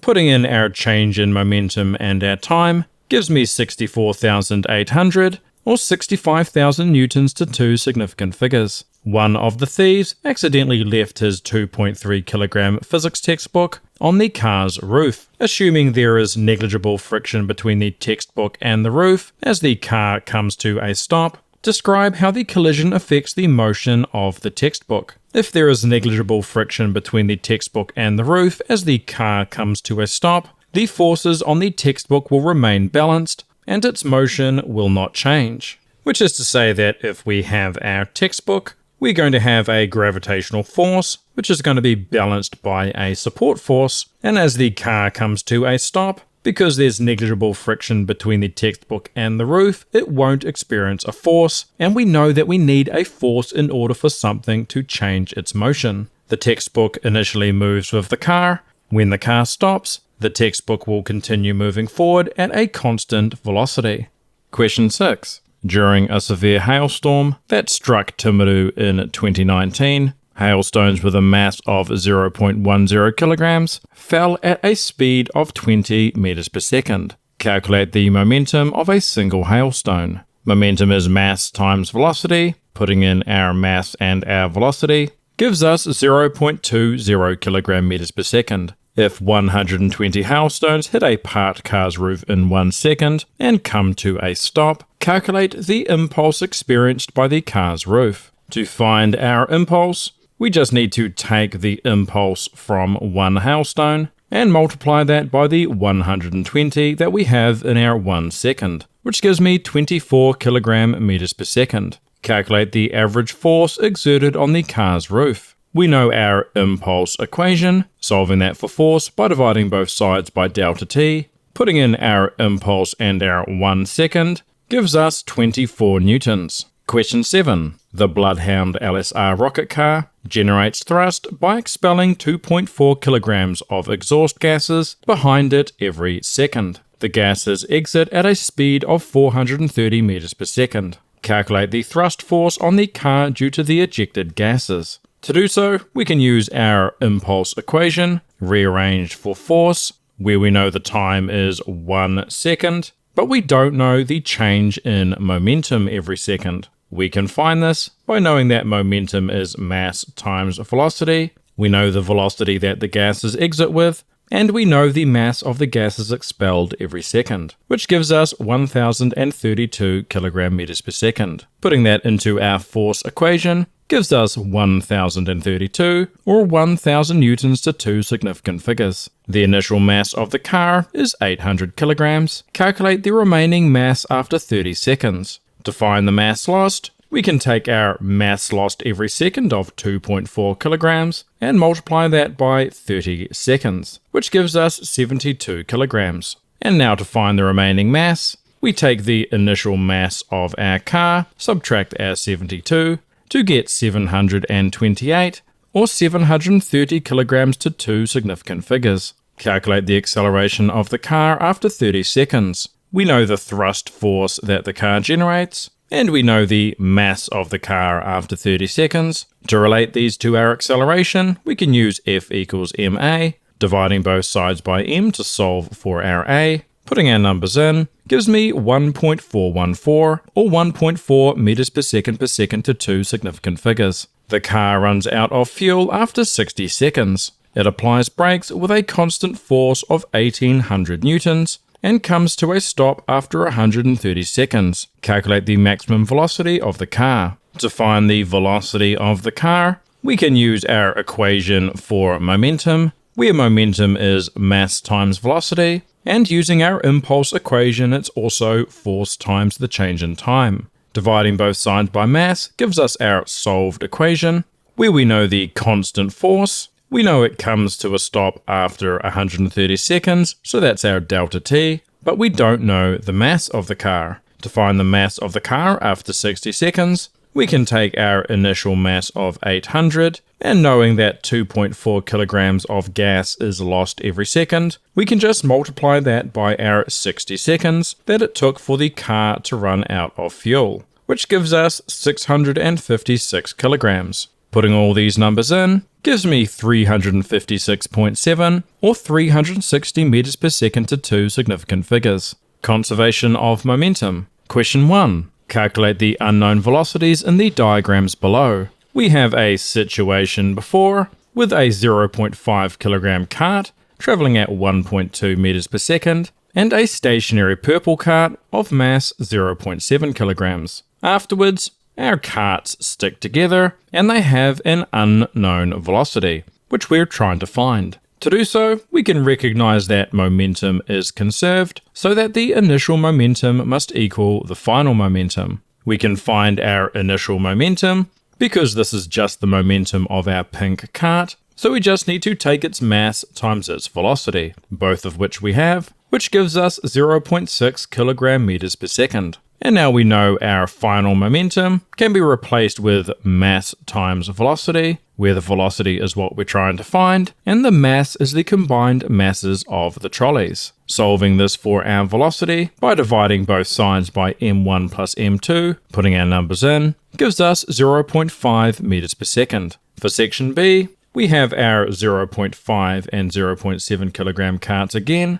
but this time our pink cart is traveling at 1 meters per second, and afterwards, instead of sticking together, the carts move in opposite directions. The pink cart moving at 0.4 meters per second, and the purple cart moving at a velocity that we need to find. Once again, we can calculate our initial momentum as just the mass of our pink cart times its velocity, which gives me 0.5 kilogram meters per second. And now to relate this to our momentums afterwards, we know because of conservation of momentum that the initial momentum must equal the final momentum, where the final momentum is the mass times velocity of each cart added together, where in this case v2 is what we're trying to find. Solving for v2 by first subtracting m1 v1 from both sides and then dividing both sides by m2. Putting our numbers in, we've decided to make this direction positive, which means that this direction is negative, and it means that this velocity is positive, and this velocity is negative. So we substitute in negative 0.4,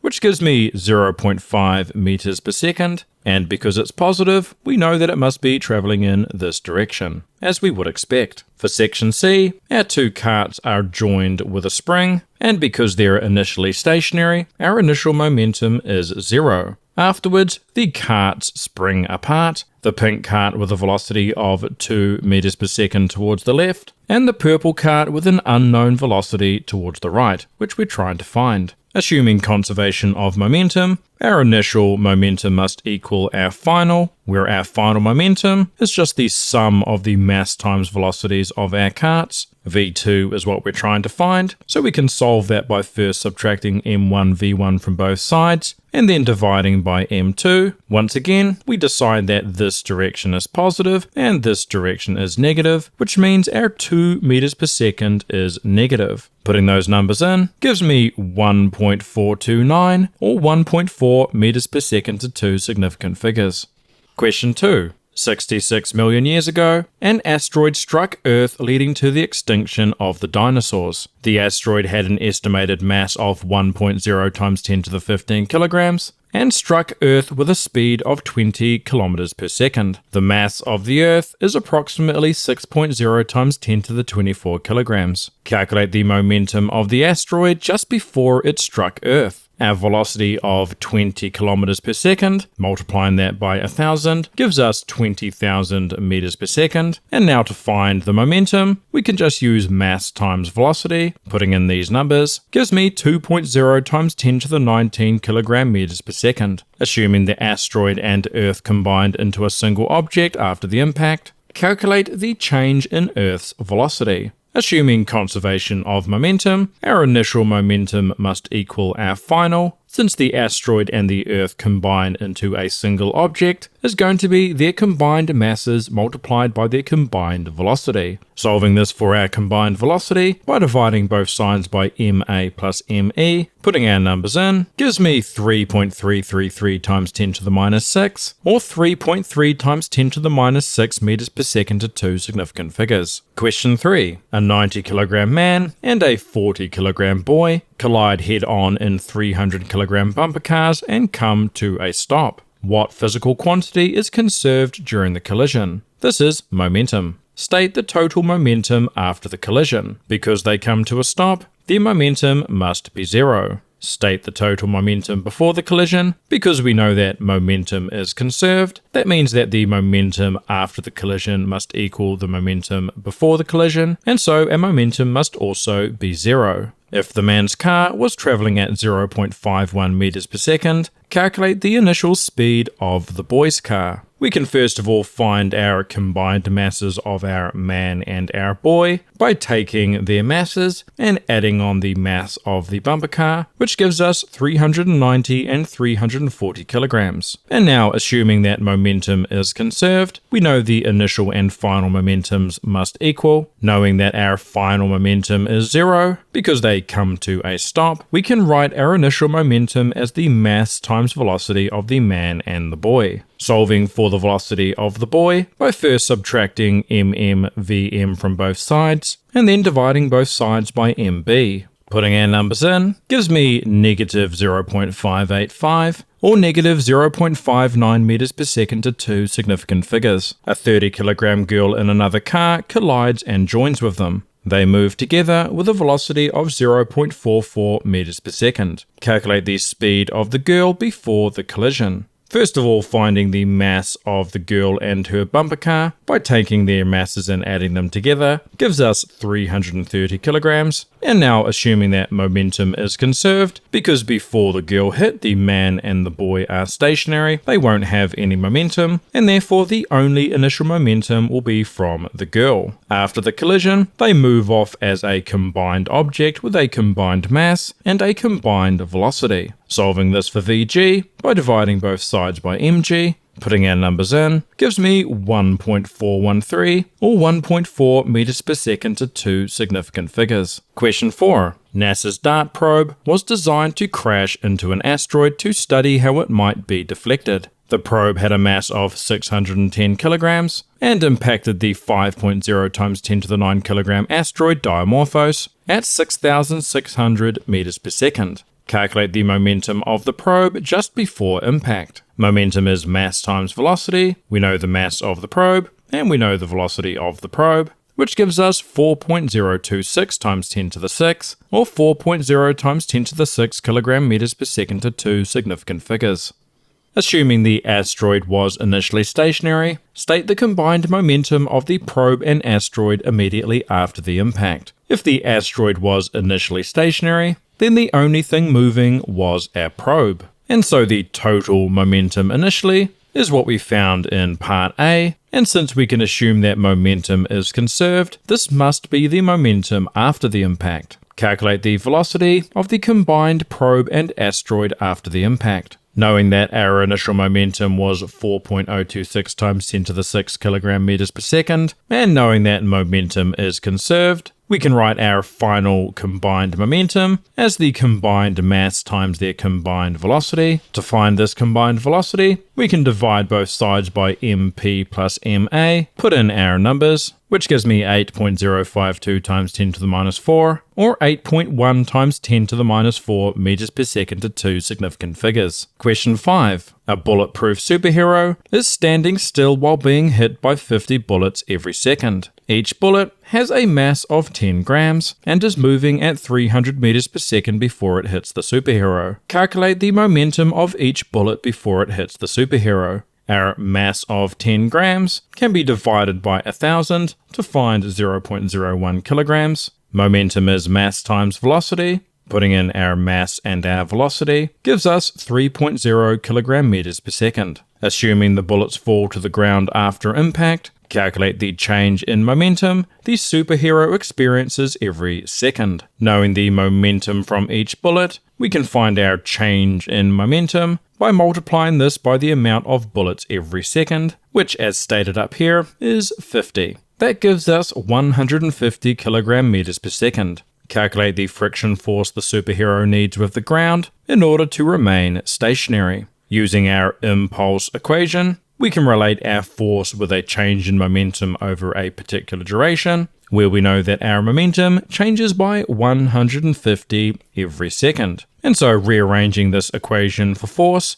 by dividing both sides by delta t, putting in our 150 and 1 second, gives us 150 newtons. Calculate how this force would need to change if instead of stopping, the bullets bounce off the superhero in the opposite direction with the same speed. If the bullets bounce off with the same speed, that means they bounce off with the same momentum. And so as the bullets come in, they have a particular momentum. We therefore need to change the momentum in the opposite direction to cancel this out. And then to get the bullet moving at the same speed, we need to once again add the same amount of momentum. And so as we can see, the momentum change doubles. So we can take our 150 and multiply it by 2, which gives us 300 kilogram meters per second. And now redoing our force equation that we used over here, this time with 300 instead of 150, gives us 300 newtons, and so the force is doubled.